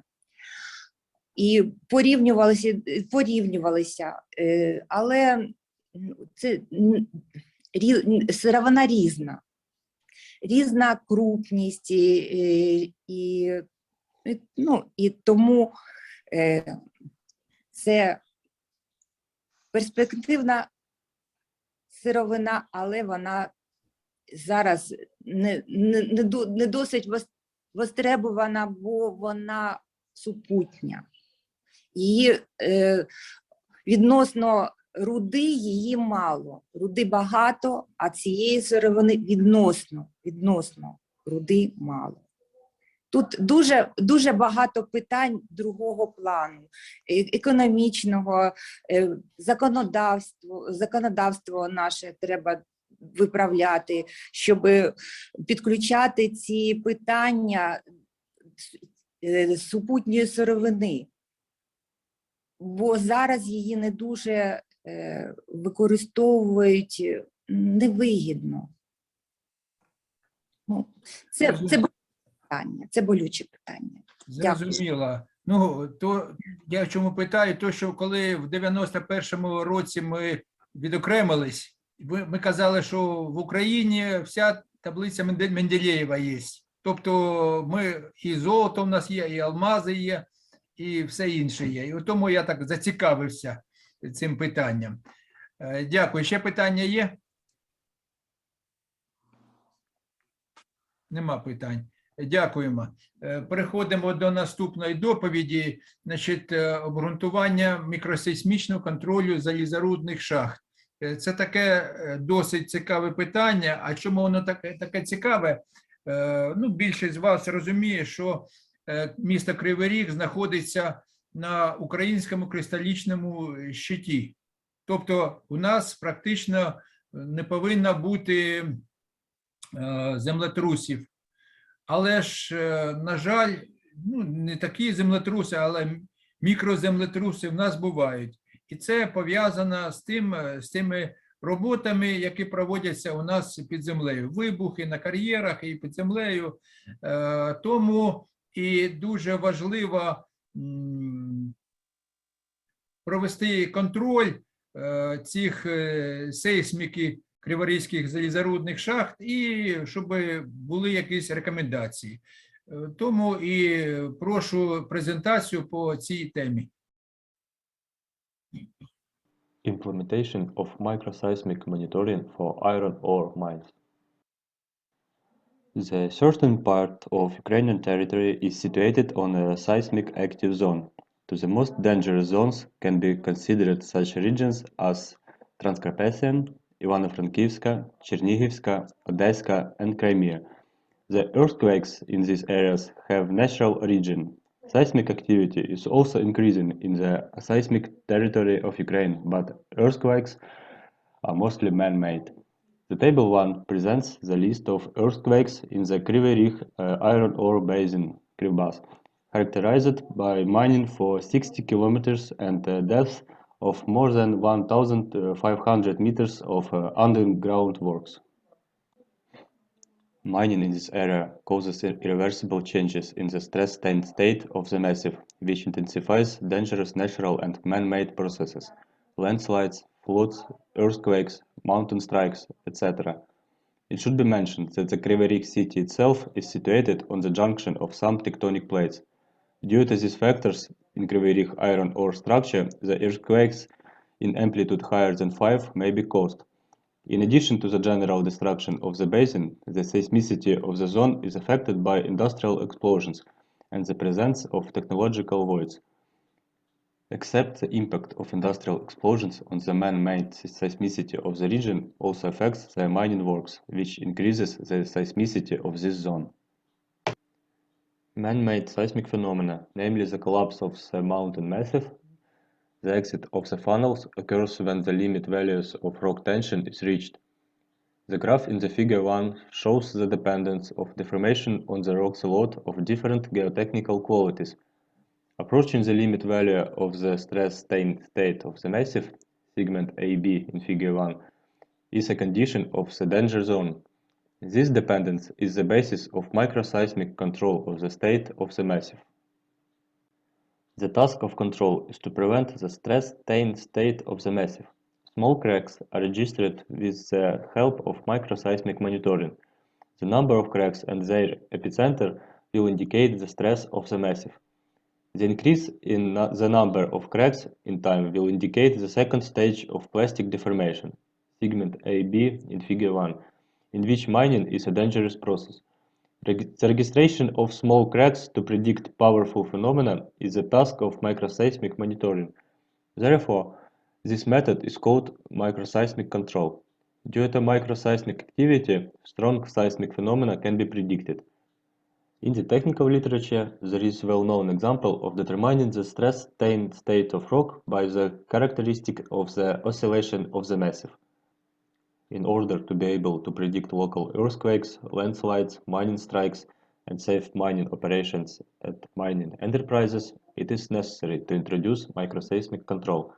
It will avoid material costs and increase the level of people's safety. It is important to control constantly or periodically the stress-strain state of the array for forecasting and prevention of dangerous natural and man-made processes. High sensitivity of measurement channels is required to control low-powered distractions. Along with the signals of destruction of random periodicity in the mountain's massif, there are constant fluctuations, microseismic. In most cases, the signals of microcracks are commensurate with the microseismics of the Earth.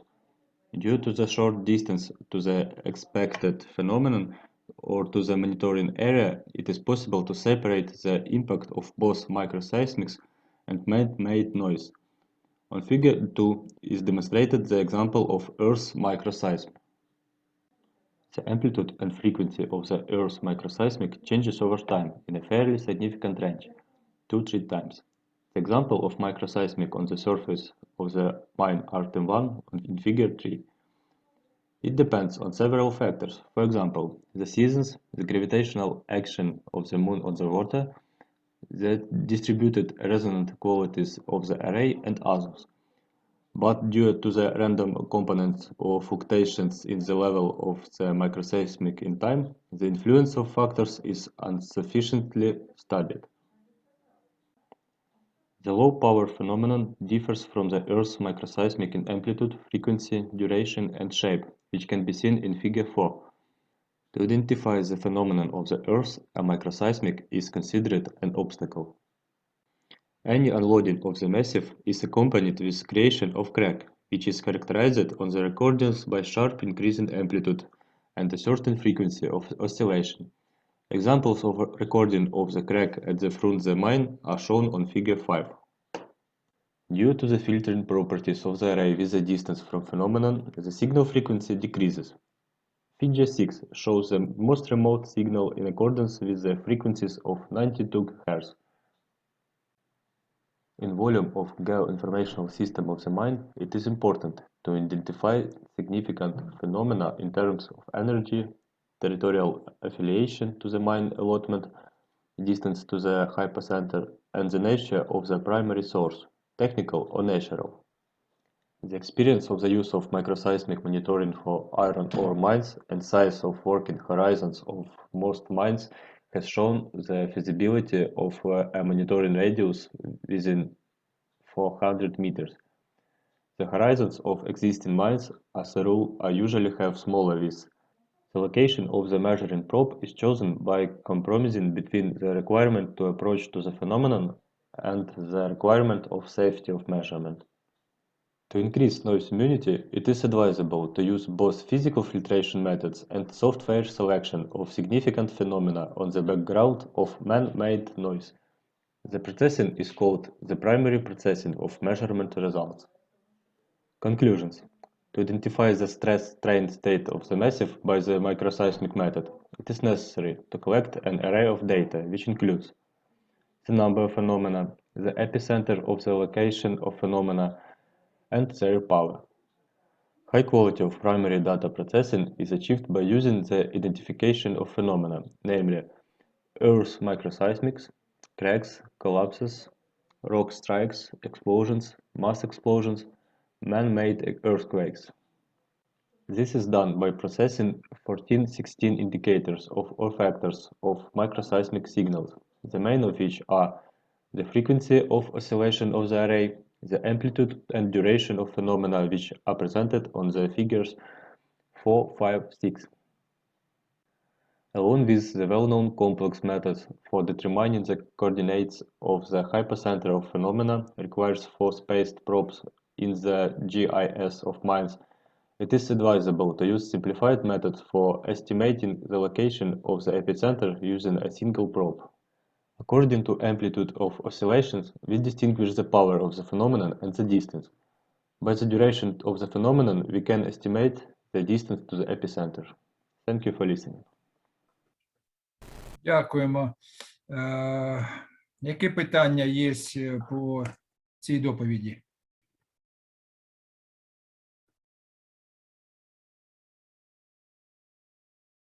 У мене питання тоді буде. Ви аналізуєте землетруси до 13-го року. А хіба не було після 13-го року таких, ну, може, не таких тяжких, але ж, скажімо, якісь мікросейсміка все ж таки була після 13-го року? Так, були землетруси і після 13-го року, просто я зіслався відповідно на дослідження саме даного інституту. Так що вони опублікували таку статтю, і там була представлена така таблиця. Після 13-го року також у нас були досить такі суттєві землетруси. В 17-му році у нас був землетрус амплітудою 4, так? І потім в 18-му і в 22-му році також амплітудою більше 3.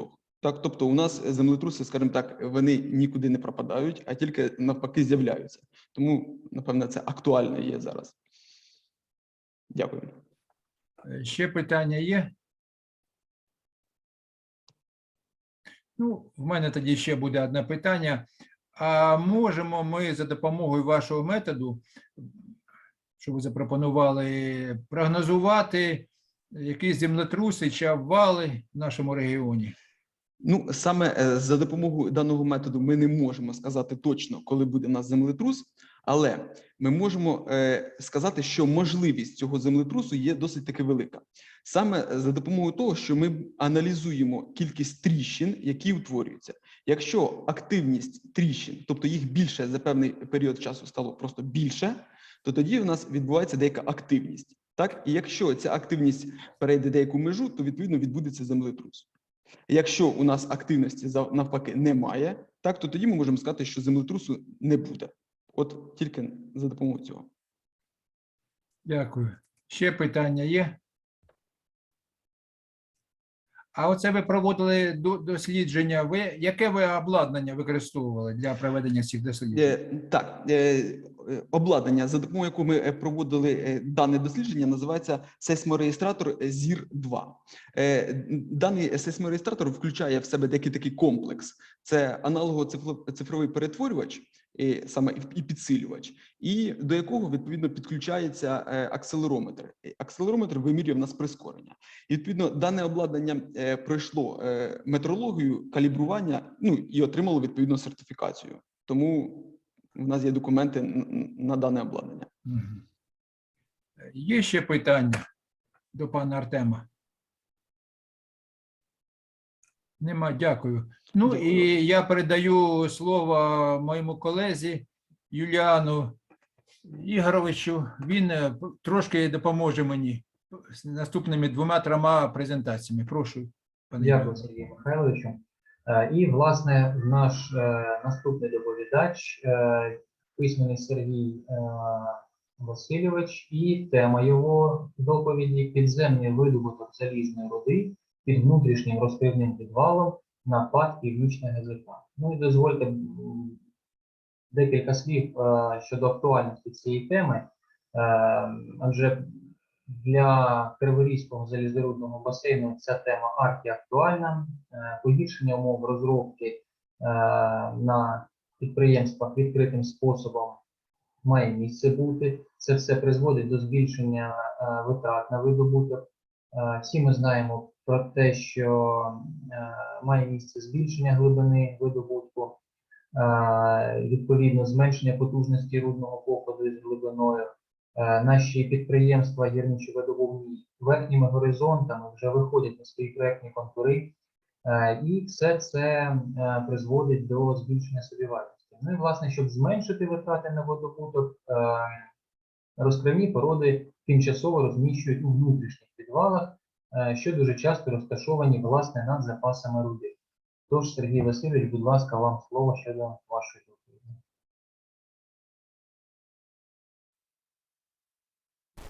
Good morning. We present to your attention the results of research devoted to iron ore underground mining under the internal overburden dump at the PJSC Northern GZK.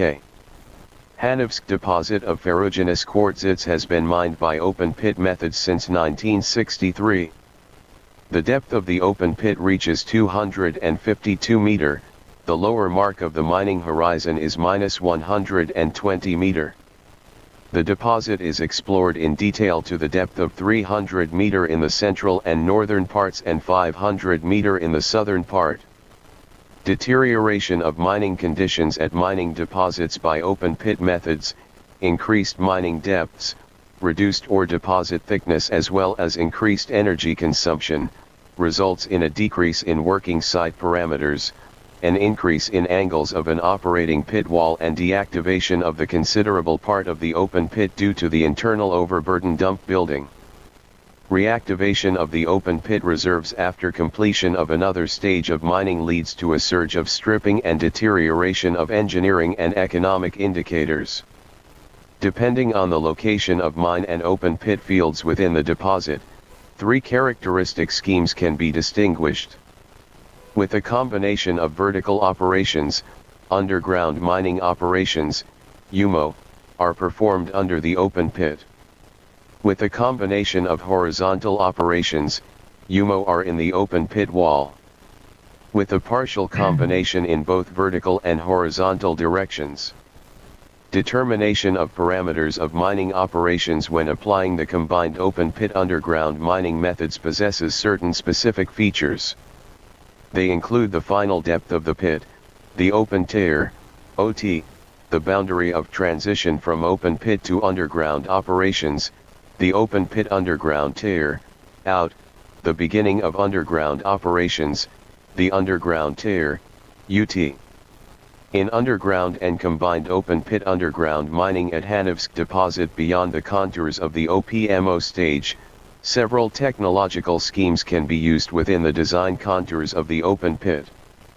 They differ in mining methods, loading, transporting the ore mass onto the surface. Thus, the scheme, see Figure A, provides for application of a system with bulk ore and country rocks caving, loading ore from the block into underground minecars by vibrofaders and ore hoisting in a vertical shaft. The scheme, see Figure B, is distinguished by the method of transporting the rock mass from the stope to the shaft, underground trucks. Traditional technological solutions, Figure A and Figure B, require building permanent ore hoisters and auxiliary ventilation shafts with appropriate surface complexes, transport, and other communications, which is economically and organizationally impractical. The most successful solution to the problem of combined open-pit underground mining of Hanovsk deposit involves low-cost technological schemes. Their options, most suitable for these conditions, are presented in C, D, E. These schemes involve various combinations of the following elements of the technology, of mining reserves, of ore transportation and loading, of ore transporting and hoisting onto the surface. At underground mines, when using high-performance self-propelled equipment, selection of a rational scheme of opening and preparation gains crucial significance for achieving the best results in terms of capital and operating costs reduction. Application of self-propelled machines leads to a change in traditional opening schemes and conditions important features of deposit preparation. At the current level of mechanization, engineering indicators of underground production will be almost similar to those at OPMO. It is advisable to start mining from the southern flank of the site northwards. The transport adit is driven from the level -120 meter, and the ventilation adit, from the level -20 meter in the hanging wall of the deposit. General technical and economic data is given in table. The suggested complexes of inclined and horizontal workings ensure efficient operation of self-propelled equipment and increase productivity of the mining enterprise to 3 million tons per year.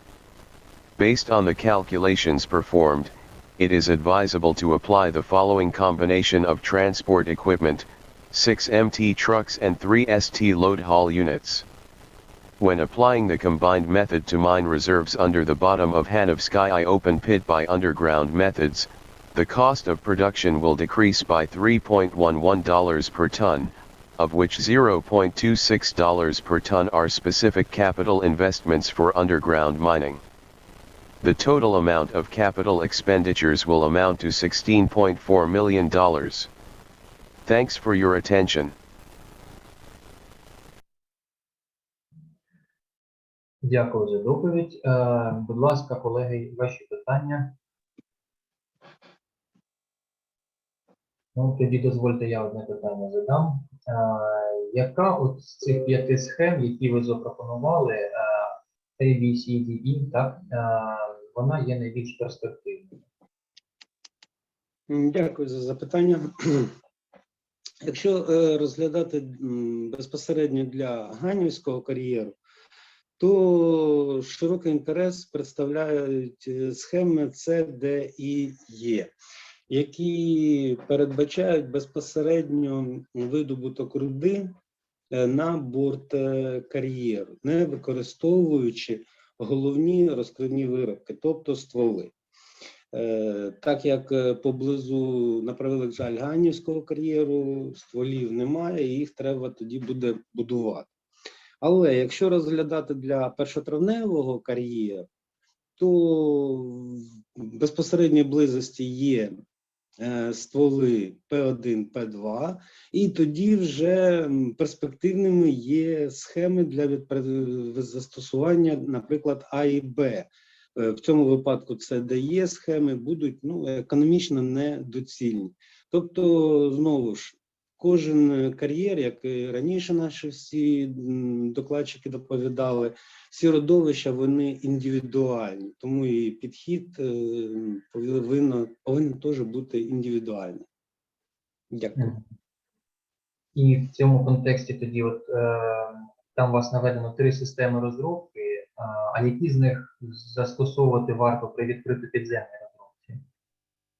розробці? Дякую за запитання. Знову ж, розглядаючи безпосередньо ганівський кар'єр, який має значну протяжність, складні гірничо-геологічні умови відпрацювання, і те, що трапилось для того, щоб зменшити економічну ефективність, були застосовані внутрішні відвали. Тому у випадку відпрацювання запасів центральної частини родовища доцільно застосовувати так звані системи розробки з огороджуючим перекриттям, щоб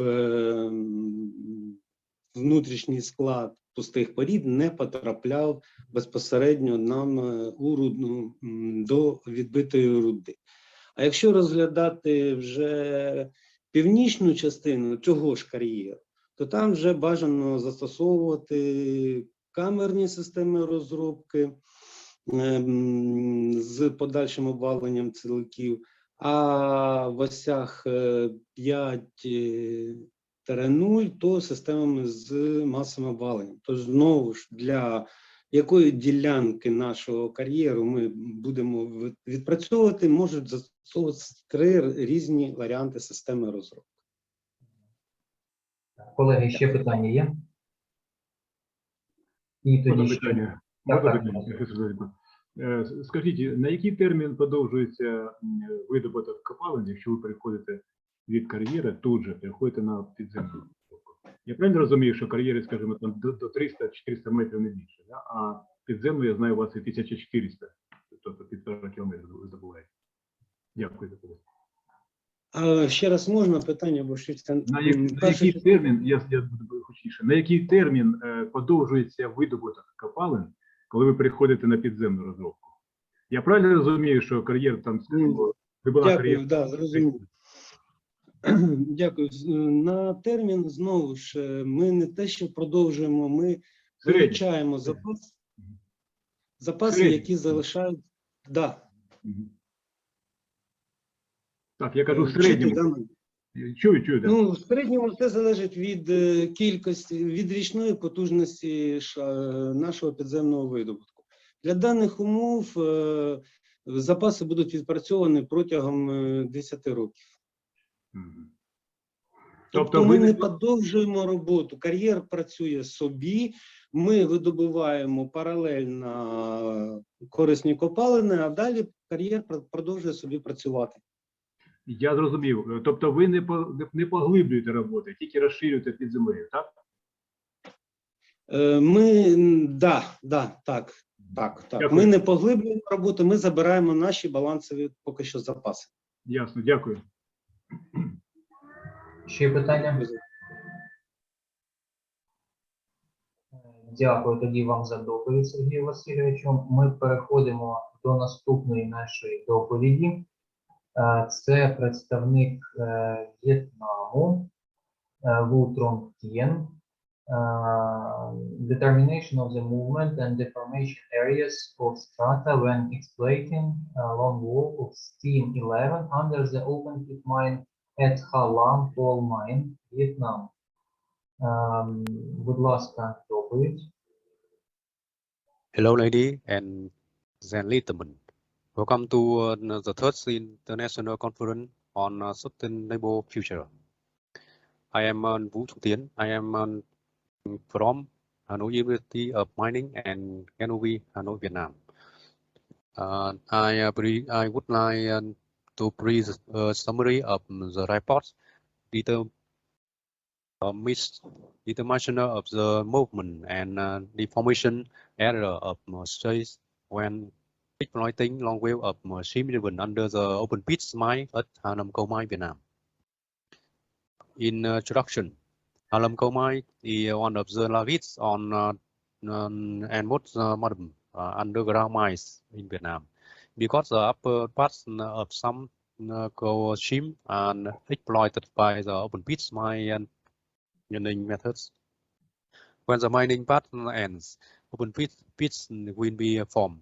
Currently, in a number of mines in the Quảng Ninh coal field, including Hà Lam Coal Mine, which is facing many difficulties in exploiting the seam. The coal reservoir located under the open pit have finished exploitation. This is a problem that is not only concerned by the leaders of the mines, but also by the leaders of the mines of the Vietnam National Coal Mineral Industry Corporation. In order to avoid potential water risk, it is necessary to observe, forecast, and calculate the height of the collapse area and the fracture area when exploiting seam 11 of the Hà Lam Coal Mine. On that basis, it's possible to assess the level of influence of water on mining. In this paper, the author used the numerical modeling method by using UDEC software to monitor and determine the height of collapse and correcting of the roof when exploiting the long wave of seam 11. Input parameter of rock and coal conditions are collected from the actual mine. Build a model and conduct model analysis on the basis of the mining plan of the respective long wave. Characteristic of geological condition of the long wave of seam 11. This is the figure of cross cut section for of seam 11 in Hà Lam Coal Mine. Thickness of seam 12 meter, average slope angle 8 degree. Mining technology of long wave of seam 11 in the Hà Lam Coal Mine. This the figure of coal mining in mechanized long wave of seam 11 of the Hà Lam Coal Mine. Currently, current status of exploits of open pits. This figure of open pit bottom of seam 15 at website. Proposing mining option to determine the movement and deformation area. Option 1. The exploitation height of the long wave is 2.6 meter, recovering 90%, equivalent to 9.4 meter. Option 2. The exploitation height of the long wave is 2.6 meter, recovering 50% equivalent to 4.2 meter. Option 3. The exploitation height of the long wave is 2.6 meter, not recovering of top coal. Building simulation a numerical model. This a figure of simulation of UDEC software and CGS for it. Borehole stratigraphy column of SIM 11 in Hallam Komai. Analyze the results from the numerical model. Option 1. This is a figure of status of the roof of the long wheel of SIM 11 when cutting 95 meters in the strike direction. Option 1. The results from the model show that when the long wheel is cut in the 95 meter strike direction, the height of collapse and correcting of the roof is from 65 to 70 meter. However, in this option, some correcting develops to the bottom of the open pit, potentially posing a risk of unsafety when mining. Option 2. The exploitation height of the long wheel is 2.6 meters, recovering 50%, equivalent to 4.2 meters. This is figure of status of the roof of the long wheel of SIM 11 when cutting 95 meters in the strike direction. Option 2. The results from the model show that when the long wheel is cut in the 95 meters strike direction, the height of collapse and correcting of the roof is from 55 to 60 meters. However, in this option, some correcting develop to the bottom of the option open pit, potentially posing a risk of unsafety when mining. Option 3.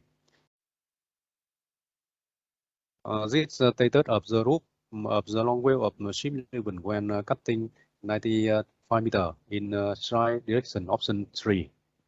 The results from the model show that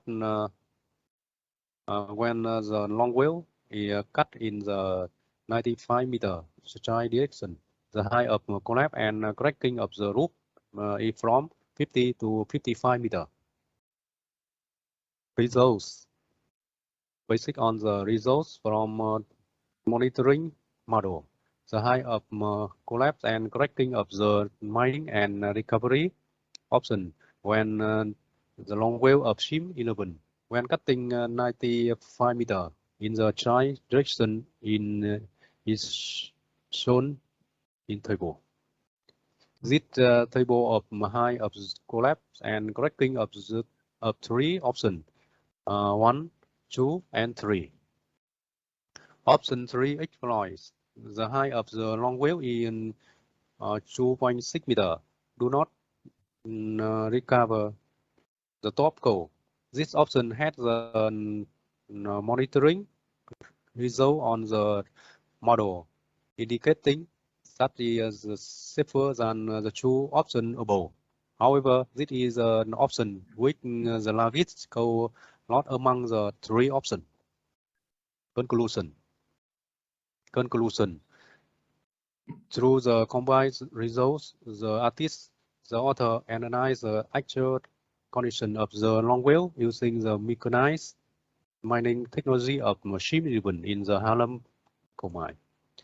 Based on the proposed three mining options, the author calculates and forecasts the height of the movement and deformation zones of the roof. This results the observer for each mining option of the long wheel by numerical modeling method. The document for building the numerical model and provided by the Hallam Komai, so it has the necessary reliability. The research results of the artist can serve as a basis for the Hallam Komai to consider forecasting the movement and deformation height of the roof when exploiting the long wave of machine driven for its above mining option. In the process of exploiting the long wave, it's necessary to continue to monitor and evaluate and the water appearing in the long wave, and it is at the same time maintain an appropriate drainage solution. If any anomaly is found, it is necessary to have timely solution. Above is a summary of my report. Thank you for taking the time to watch it. To watch with the conference success. Thank you very much. We are thankful for interesting fundamental research, але я бачу, що виникли якісь проблеми зі зв'язком, і, мабуть, наш в'єтнамський колега не зможе відповісти на запитання. Тому пропоную перейти до наступного доповідача. Спробуємо.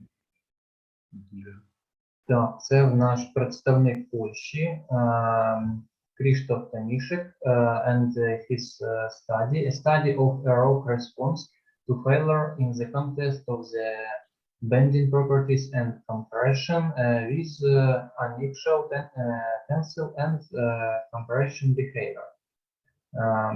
Декілька слів, будь ласка, щодо теми даного докладу. Хотів би сказати, що явища деформації гірських порід, вони виникають і при підземних гірничих роботах, при будівництві виробу тунелів і навіть при проходці стволів. Також це поширена проблема в будівельній справі, наприклад, при виконанні підлог, гірські породи і бетони, як зернисті матеріали в масштабі заповнювача руйнуються в результаті перевищення міцності наступ і розтягнення. І саме в цьому контексті є цікавою доповідь пана Крzysztofa. So welcome. Dear all, it is a honor for me to make this presentation today. Thank you for the opportunity to deliver it. My name is Krzysztof Tomishek. I am a lecturer and researcher at the Faculty of Mining, Safety Engineering and Industrial Automation at Silesian University of Technology.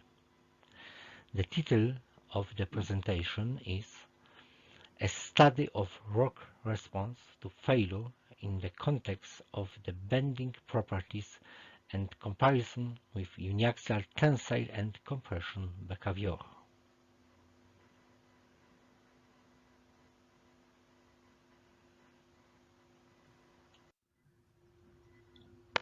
Plan of presentation. The first topic, abstract. The second, introduction, justification of the subject. The third, laboratory tests, materials and methods. The fourth, methodology of calculation. The fifth, results of laboratory tests. Sixth, conclusions.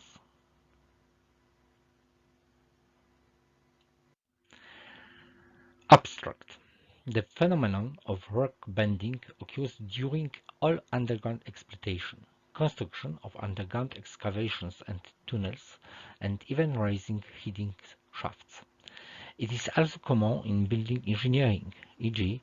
in the case of floors, rocks and concretes, as granular materials on the aggregate scale are fractured as a result of exceeding shear and tensile strength.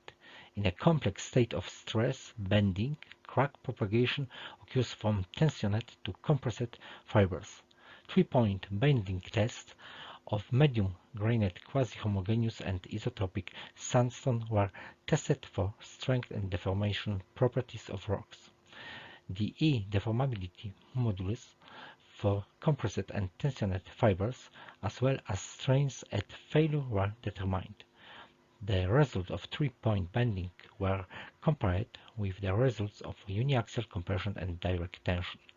Clear differences were found in the values of strength moduli of deformation and strains at failure. Introduction, justification of the subject.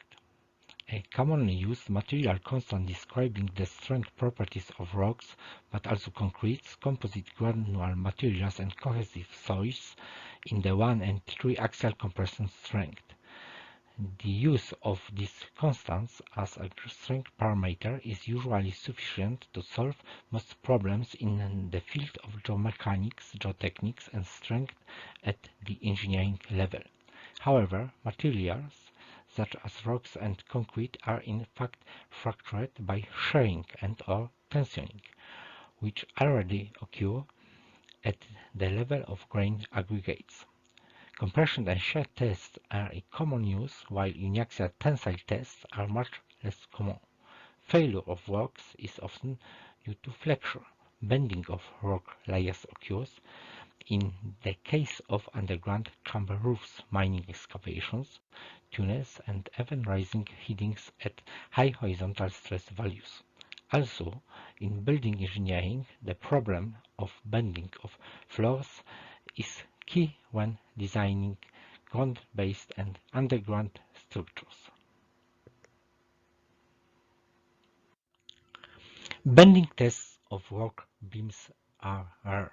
This is primarily due to the difficulty of obtaining and making rock samples with recommended accuracy, as well as the need to compare with the results of outer strength tests, e.g. uniaxial tensile tests.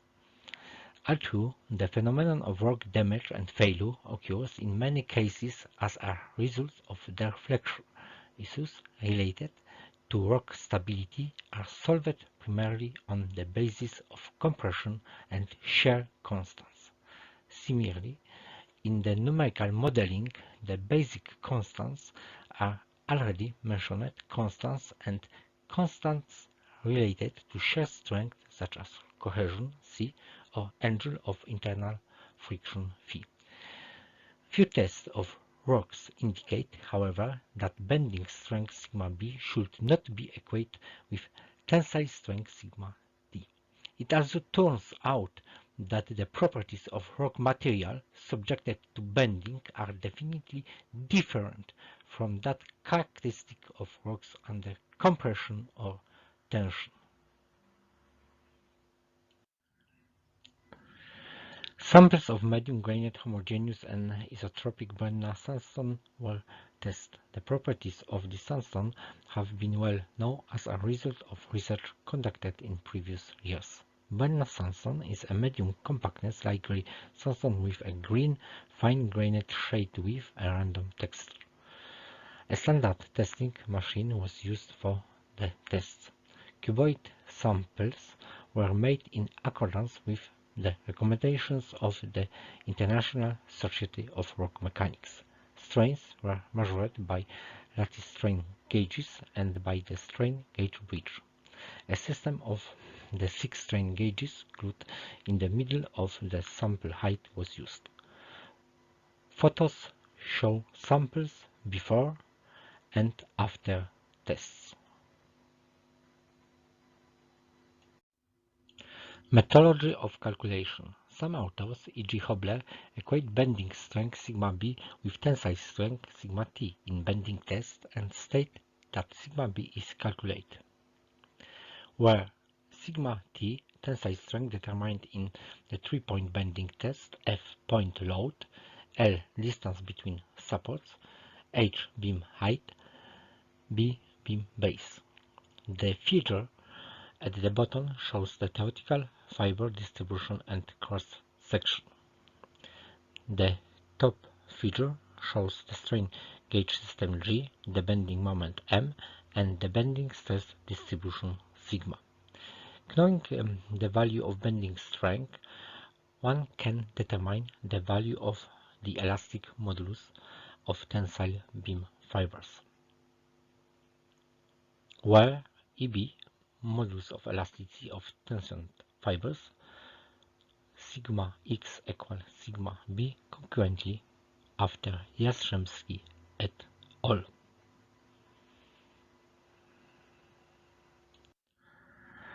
Results of laboratory tests. The results of the Brenner-Sanson bending tests were compared with the results of other tests carried out in previous years.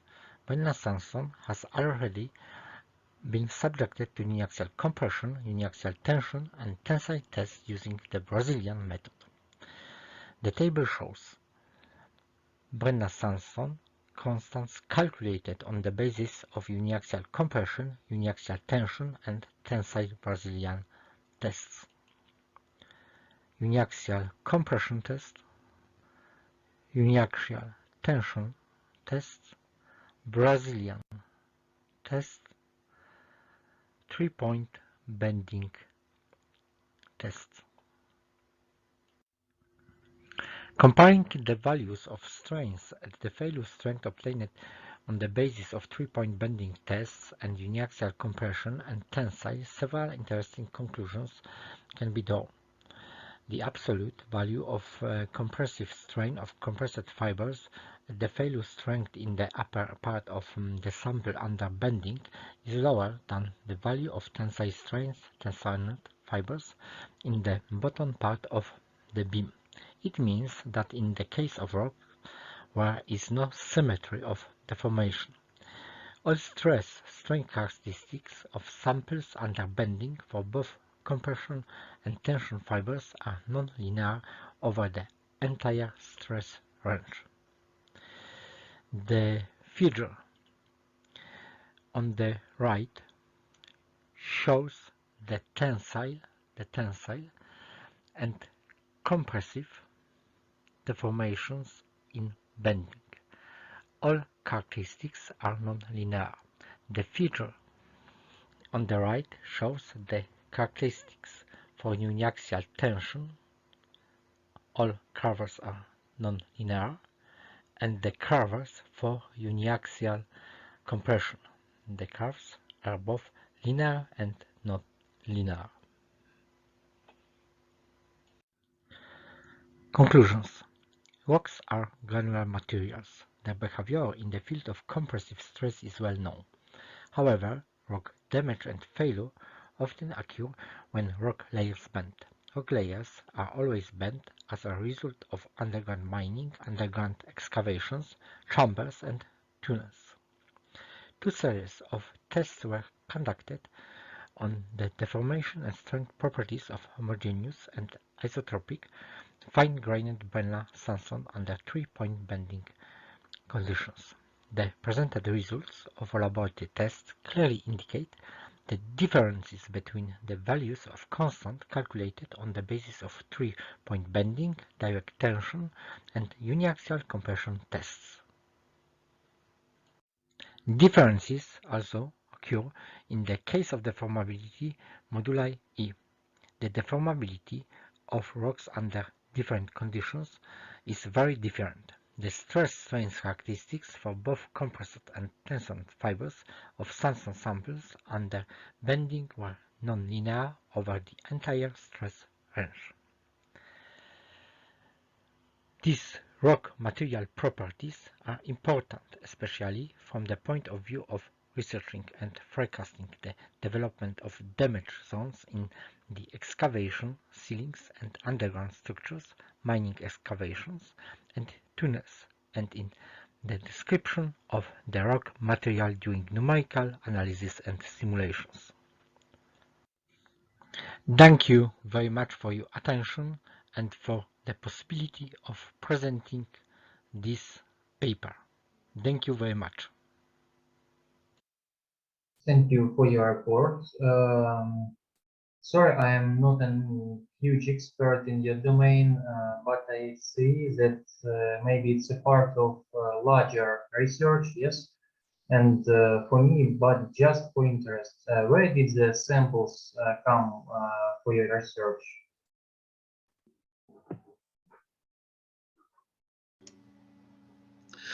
I have one question, please.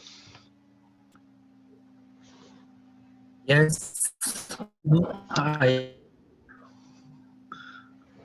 Pan Krzysztof, thank you for your presentation. Usually in geomechanics, the characteristic of uniaxial compression, uniaxial tension, and less often shear strength are used. The characteristic they incorporate in criteria of material strength in traditional failure criteria. And how to use the result of bending test. Why there is not enough knowledge about uniaxial tensile on uniaxial compression test?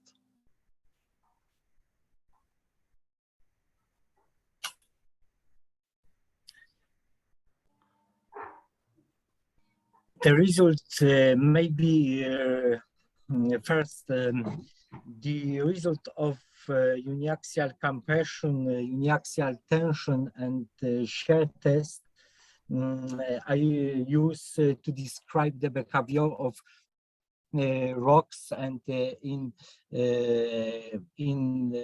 rock strength criteria like Coulomb criterion, like Hook-Brown criterion, and in numerical simulation use Itasca's program FLEC 2D, FLEC 3D, PFC, UDEC, and I hope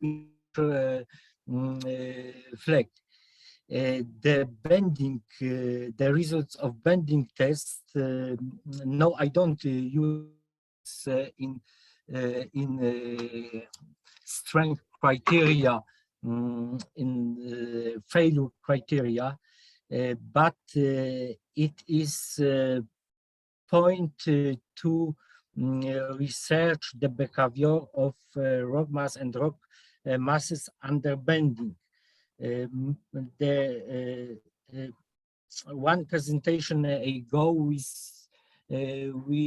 saw the simulation of behavior of longwall exploitation, yes, and we have to add properties, strength, and deformation properties of rocks. We can know these parameters.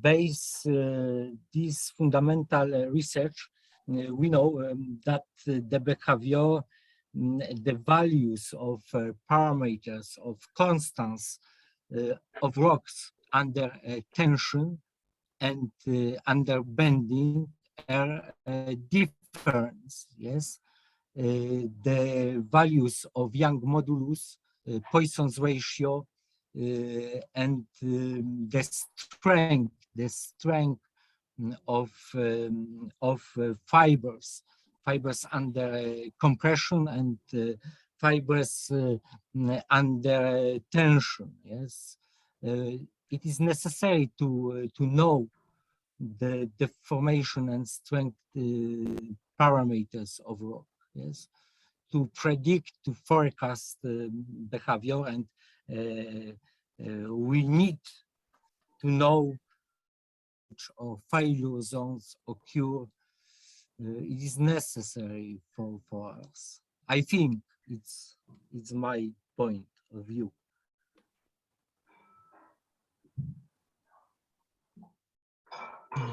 Okay, thank you. But please tell, maybe you know the direct, maybe in future we can use the bending test result in program, maybe in a numerical simulation model or another.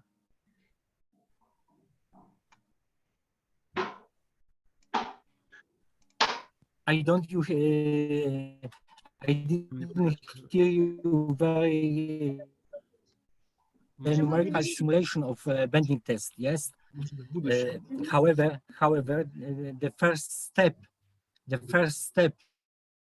make numerical model. We need the parameters, the constants of this model, and we need to verify numerical model with laboratory test. Yes, we have to compare results of numerical test and laboratory test. Of course, we can do back analysis. However, in my opinion, we have to compare results of numerical and laboratory tests to verify the numerical.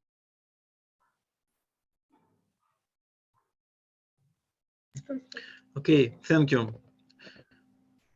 May I put a question? Any other questions? May I put a question? Yeah, welcome. Professor Nazimko, first of all, congratulations. You've done a good job. And now a question. How did you account for the rate of loading? The rate of loading may seriously impact results.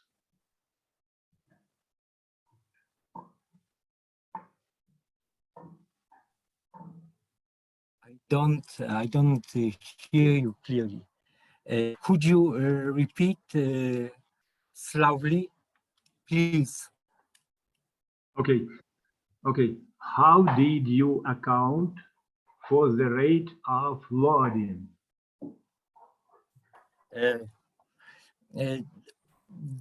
The rate of load was similar to rate of loading of test of uniaxial tensile test 0.01 to 0.05 megapascals per second. Thank you. This is recommendation. There are recommendations of International Society of Rock Mechanics. Standard, yeah. Thank you.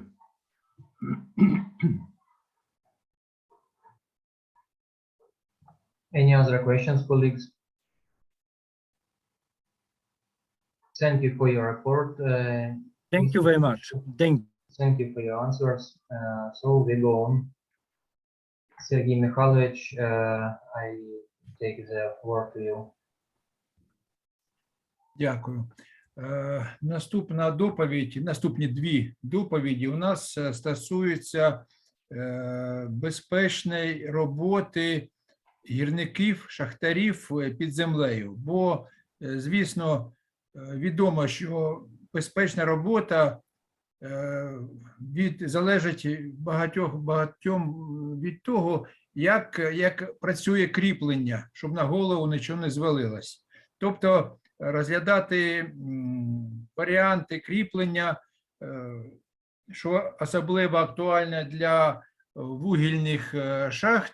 Значить, тому наступна доповідь – чисельне моделювання розподілу напружень навколо виїмкової виробки, що використовується повторно при двох різних типах охоронної навколоштрекової смуги. Ну, ми розуміємо, що найбільш продуктивна система видобутку вугілля – це довгими вибоями. Значить, і автори, відповідно, проводять аналіз систем розробки з урахуванням необхідності монтажа заливних стін. Прошу презентацію.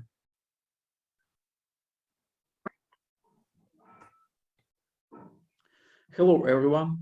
I'm glad to meet you on third international conference on sustainable future, environmental, technological, social, and economic matters. The title of my paper is Stress Environment around Head Entries with Pillarless Gobside, Entry Retaining through Numerical Simulation incorporating the two types of flattened wall. My name is Ivan. I am one of authors of this paper. If you will have any questions, you can send them on email to me. This paper is divided on 4 parts. The first one is introduction, the second one is methods, the next one is result and discussion, and the last is conclusions. So well, the first part is introduction. At present, the depth of coal mines has reached 1,500 meters. a common underground coal mines technique that used today in the longwall method. In the longwall method, the overlying strata are allowed to cave behind the working face after the coal is extracted, creating a gap. Wide pillars in coal mines in Europe and Asia were replaced to narrow ones back in the 80s. Size of the narrow pillar in Ukrainian is generally from 1.5 to 3 meters, as shown at the top of the slide. In recent years, the pillarless technology was virtually developed, as shown at the bottom of the slide. In this technique, the format enters artificial retaining as the tailgate for a next mining panel by using concrete block, paste-like backfill material, and other fill material. Many coal mines use a pillarless mining. As can see on slide, the gobside and retaining method requires installation of artificial filling walls. The mechanical properties of filling material largely determine on gobside gate rod stability. Usually, technologies that came out in a recent year have been applied in gobside and retaining engineering, as which roofs are managed using the caving method. But the high cost limits its wide application. In last year, was proposed the use of gangs as a filling wall material that can help remove gangs on the ground. This reduced the cost of filling wall and solved the problem of rocks wastes. Coal gangs is a concrete material utilizing gangs at a cross aggregate and cement as a cemented material mixed with a certain amount additives. In this paper, based on a geological condition typical for Ukrainian Donbass, two variants of filling wall, Hrytsai cemented filling and gangs concrete wall were researched. This study provides a reference of which filling wall design of choose on the gobside and retaining for coal mines that have similar geological conditions. Okay, the next part is methods. Method of computer simulation was used to investigate straight field evolution around head entries. The general scheme of the model is shown in slide. The model is simulated geological condition typical for Ukrainian Donbass. In the numerical simulation model, the thickness of coal seam is 1.5 meter. Finite element analysis software system ANSYS was used. The modeling was carried out in the volume setting of the natural scale. To simulate the behavior of rocks, a Drucker-Prager deformation model was used. The geomechanical situation corresponded to the state of the massif behind the longwall after coal seam was excavated and the immediate roof collapsed. The finite element model is shown in slide. Initial date for numerical modeling, you can see a table.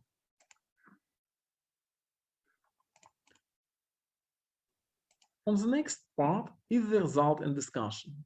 To study the stress of the environment around head entry, simulation modeling of the deformation process was carried out. Main roof console length was varied from 18.5 to 57.5 meters. 3 tasks were solved. You can see on the slide.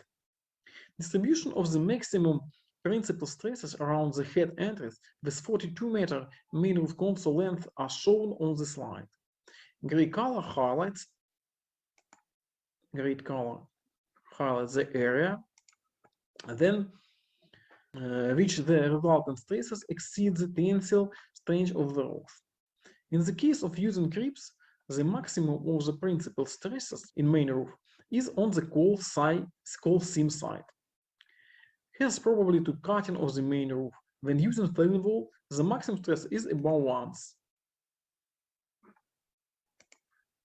which contributes to cutting the main roof above the wall, and it's more favorable for the stability of the head entries.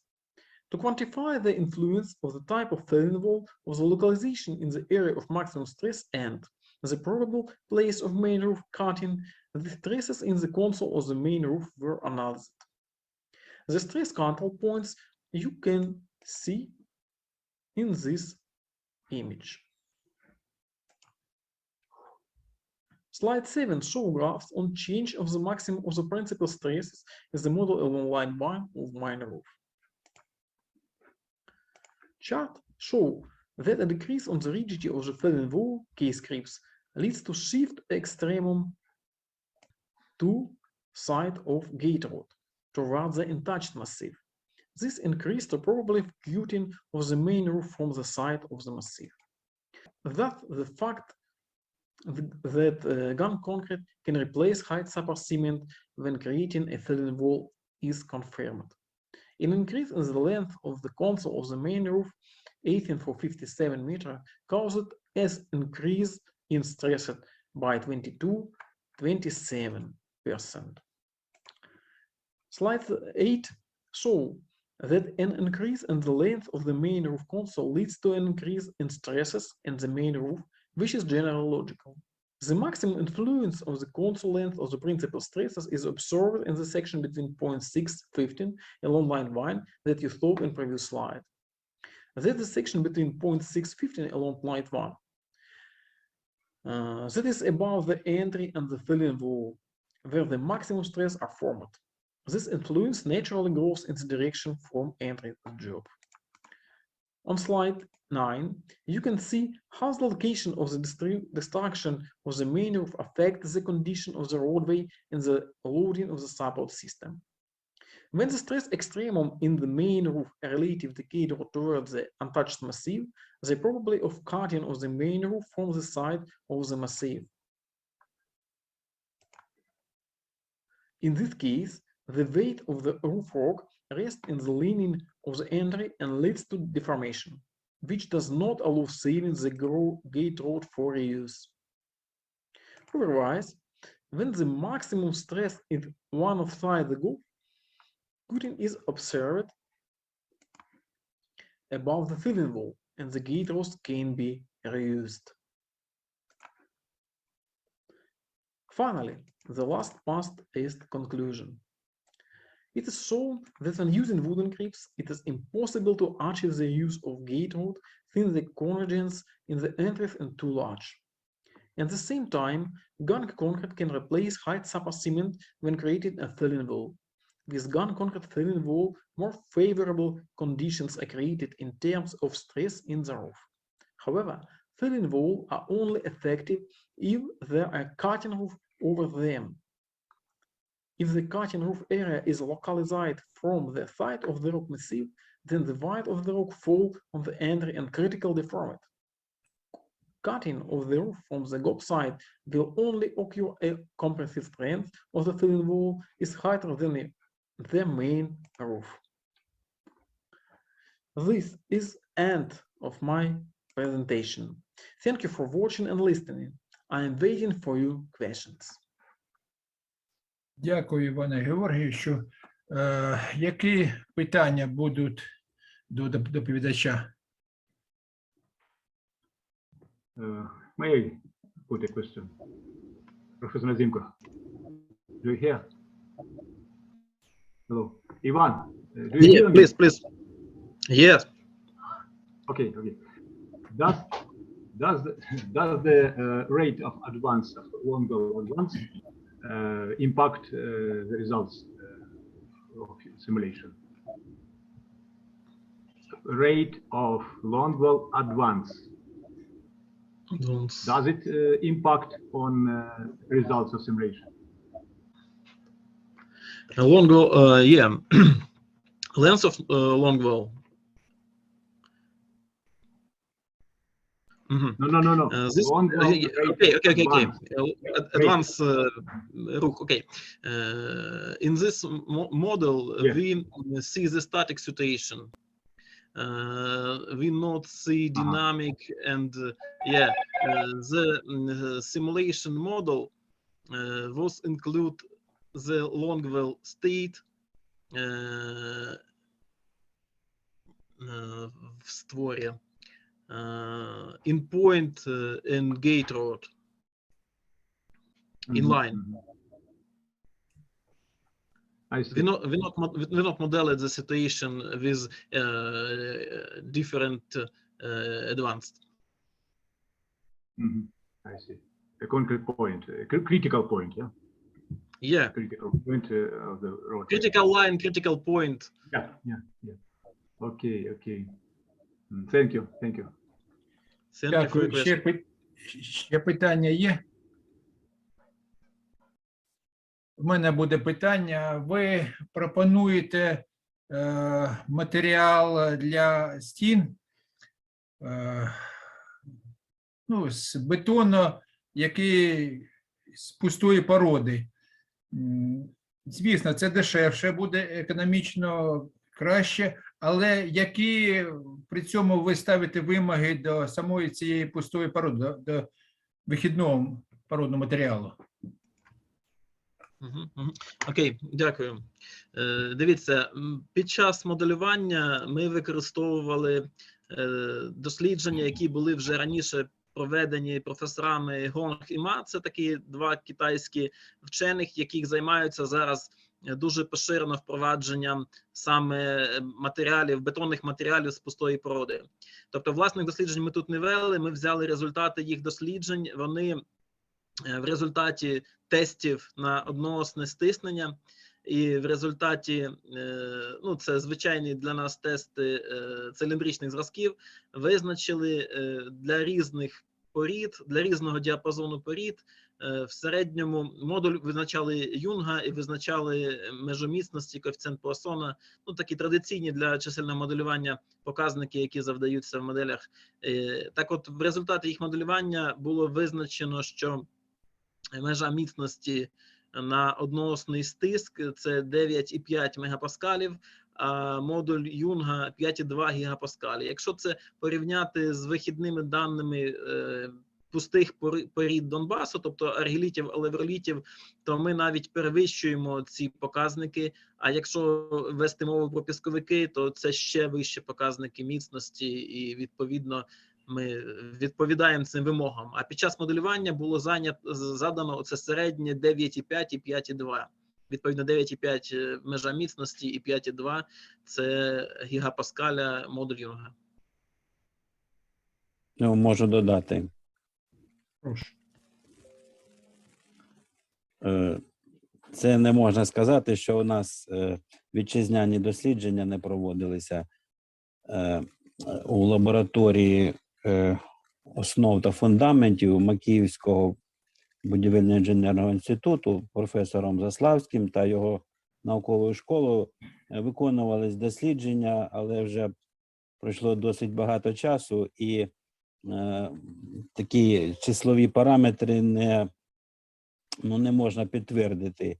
Вже багато змінилося після того, і методи досліджень, і глибини, і саме тому використали дані китайських вчених у цьому параметрі, як сказав мій колега. Дякую. Дякую, пане Вячеславе. Ще питання будуть до доповідачів? Можна ще питання? Прошу.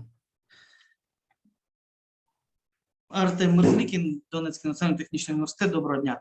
Іван, скажіть, будь ласка, а яким чином при моделюванні враховувалось саме кріплення і взагалі впливає кріплення на результати моделювання, чи тільки лита смуга?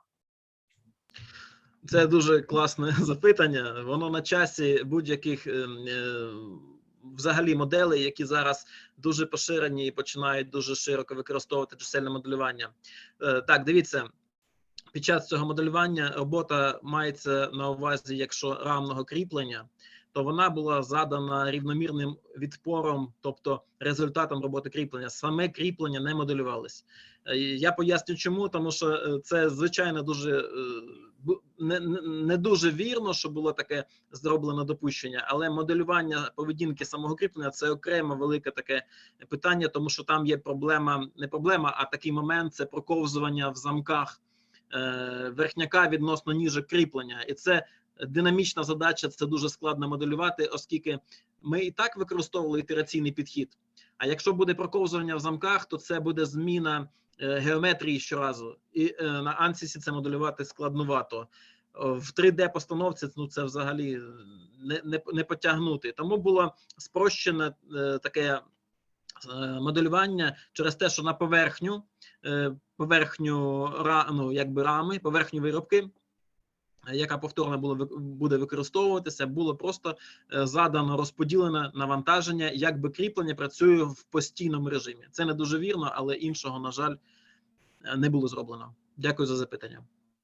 Дякую за відповідь. Дякую. Ще питання є? Дякую, Іване Георгійовичу. Переходимо до наступної доповіді. Значить, як я казав, воно ж також стосується кріплення, тобто безпеки людей, які працюють під цим кріпленням. І називається ця доповідь «Придушення дисипативної конструкції як спосіб підвищення стійкого поліпшення несучої здатності рами опори». Прошу презентацию. Advanced вообще это, advanced уровень высокий, продвинутый, наверное. Ladies and gentlemen, let me present our approach to controlling dissipative structures, which can be an efficient way to improve the bearing capacity of a frame yield support. We shall discuss what a dissipative structure is and why we implement this entity to yieldable frame support, YFS for short.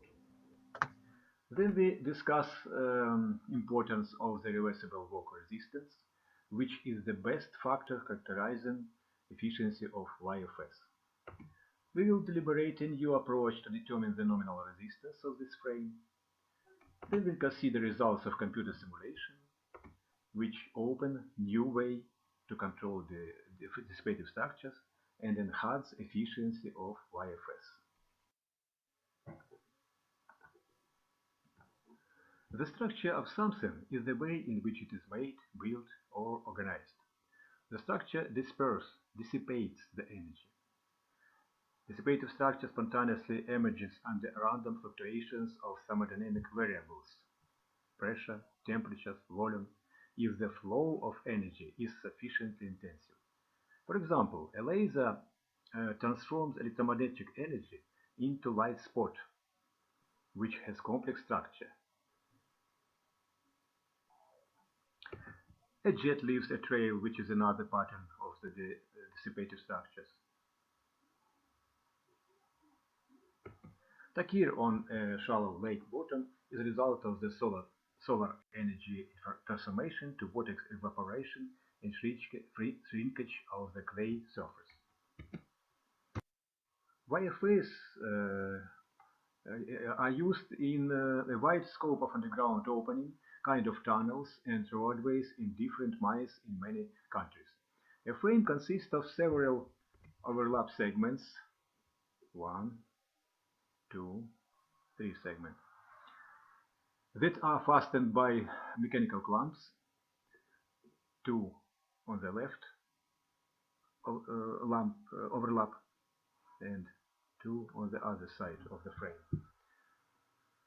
These clamps facilitate intensive friction between adjacent segments and as a result provide the frame yield but saving its resistance in the same time. Essential advantage of such frame is its ability to yield that saves the frame from destruction and failure. Therefore, the frame surrenders room but keeps going to resist ground pressure, which diminishes as yield increases. Unfortunately, the frame operates on the dry friction principle, which inevitably triggers a stick-slip mode of friction in the conventional clamps. Furthermore, the diagram of the frame resistance in the coordinates resistance yield is not stationary, and the resistance of the frame is impossible to predict. That is why the torque on the clamps bolts is regulated in such a way that there was a big reserve, namely no less than 0.45. It does mean that frame provides no more than 55% of the possible useful work to resist ground pressure. We may see this to compare areas of maximum possible work under red line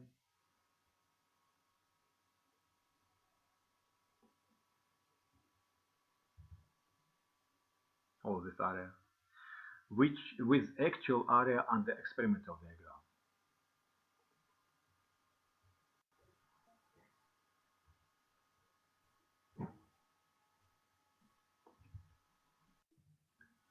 According to conventional approach, a frame is tested in such a way.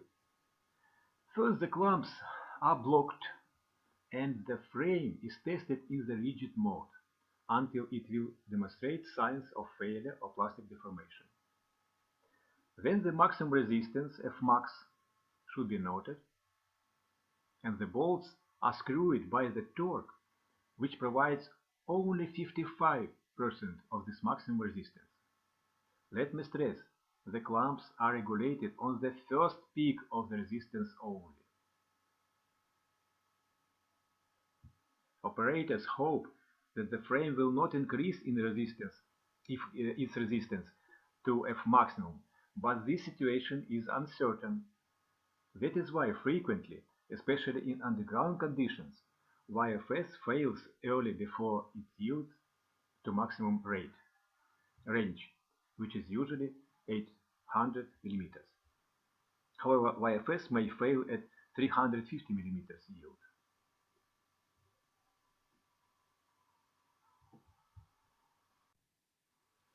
This uncertainty aggravates because Fmax maximum is assigned as a constant.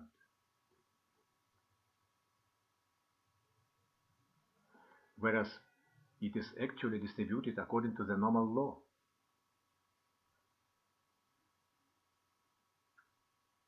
Therefore, we proposed to compare histogram of current resistance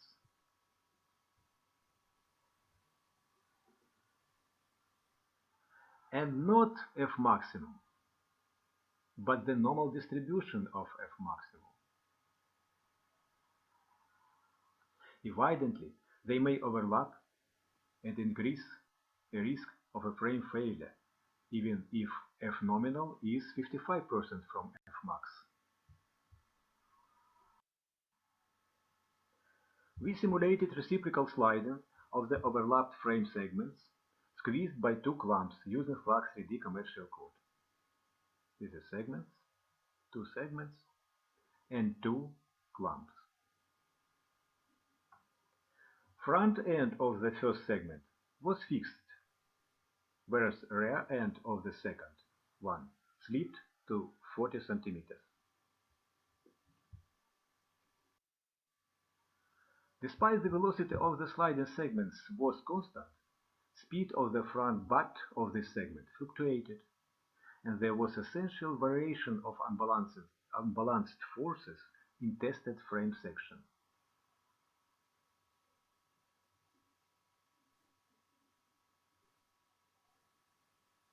Step of the fluctuation was 24 millimeters, that coincided with experimental data. The more the torque moment during bolting of the clamps was, the higher average unbalanced forces were that agreed with experiment as well.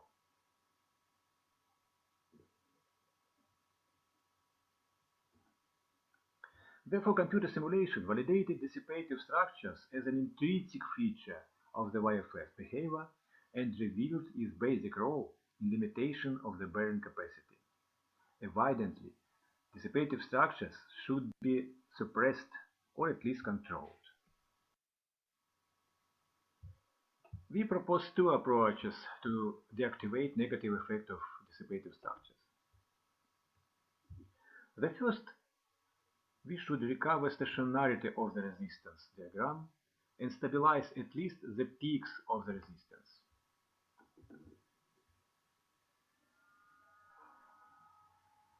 Assessment has shown that this method can increase the F nominal up to 90% and enlarge the useful and irreversible work of IFS resistance by 1.52 times. I recall that F nominal is the first peak on the resistance diagram. In the other words, we are sure that when we set the first peak to 90% from F max, the YFS will not increase and this resistance, and the diagram will be stationary. Second, minimums of YFS resistance should be lifted up to 80%. That increases the resistance work by 3-4 times as much and bring closer it to theoretical level, which we discussed in the start of this presentation. Computer simulation proved that these results may be achieved due to modification of the clump's design, physical and chemical treatment of the rubbing surfaces, and inhibiting adhesion between them. Development of such methods and their testing are the subject of the future research. Thank you so much for attention.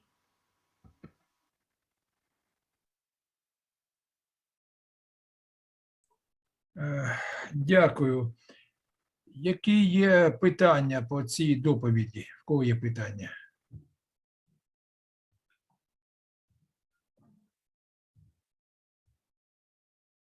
У мене є питання. А чому ви розглядаєте прямі відрізки спецпрофілю? Але ж більш технологічно арочне кріплення? Таке питання. Так, дійсно це так. Ми хотіли, перш за все, перший раз ми моделювали найпростіший випадок, коли у нас два прямі сегменти. Але це ще не все. Більш того, ми пхали, скажімо так, штовхали задній кінець сегмента, який всувався в попередній, з постійною швидкістю. І навіть при таких допущеннях, і це набагато жорсткіше допущення, навіть при таких допущеннях ми отримали дисипативні структури у вигляді автоколивальних процесів збільшення і зменшення супротиву рамного кріплення. Це свідчить про те, що режим stick-slip або проскользнув-застряв є фундаментальною, внутрішньо придатною якістю рамного піддатливого кріплення, дешевого, яким ми, поляки, німці роблять на основі конкретної конструкції замків сухого тертя. Отже, з ним треба боротися, від нього нікуди не дінеться. Ще питання, прошу. Прошу, Іван Григорович. Thank you, Victor, for super presentation. And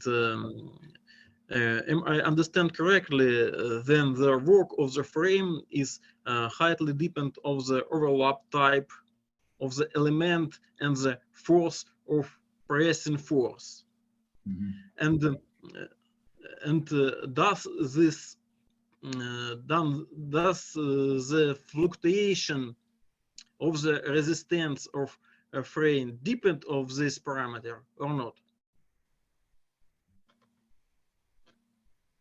Resistance. We demonstrated. Resistance. We demonstrated. Mm-hmm. Sorry. Mm-hmm. Mm-hmm. We demonstrated two diagrams. One diagram was under torque of 300 Newton meters, upper diagram, and the lower diagram was for 400 Newton meter torque. So naturally, torque impact the bearing capacity and resistance level of resistance. Sure. Okay. Thank you. And type of overlap element, frame element, depend of this or not?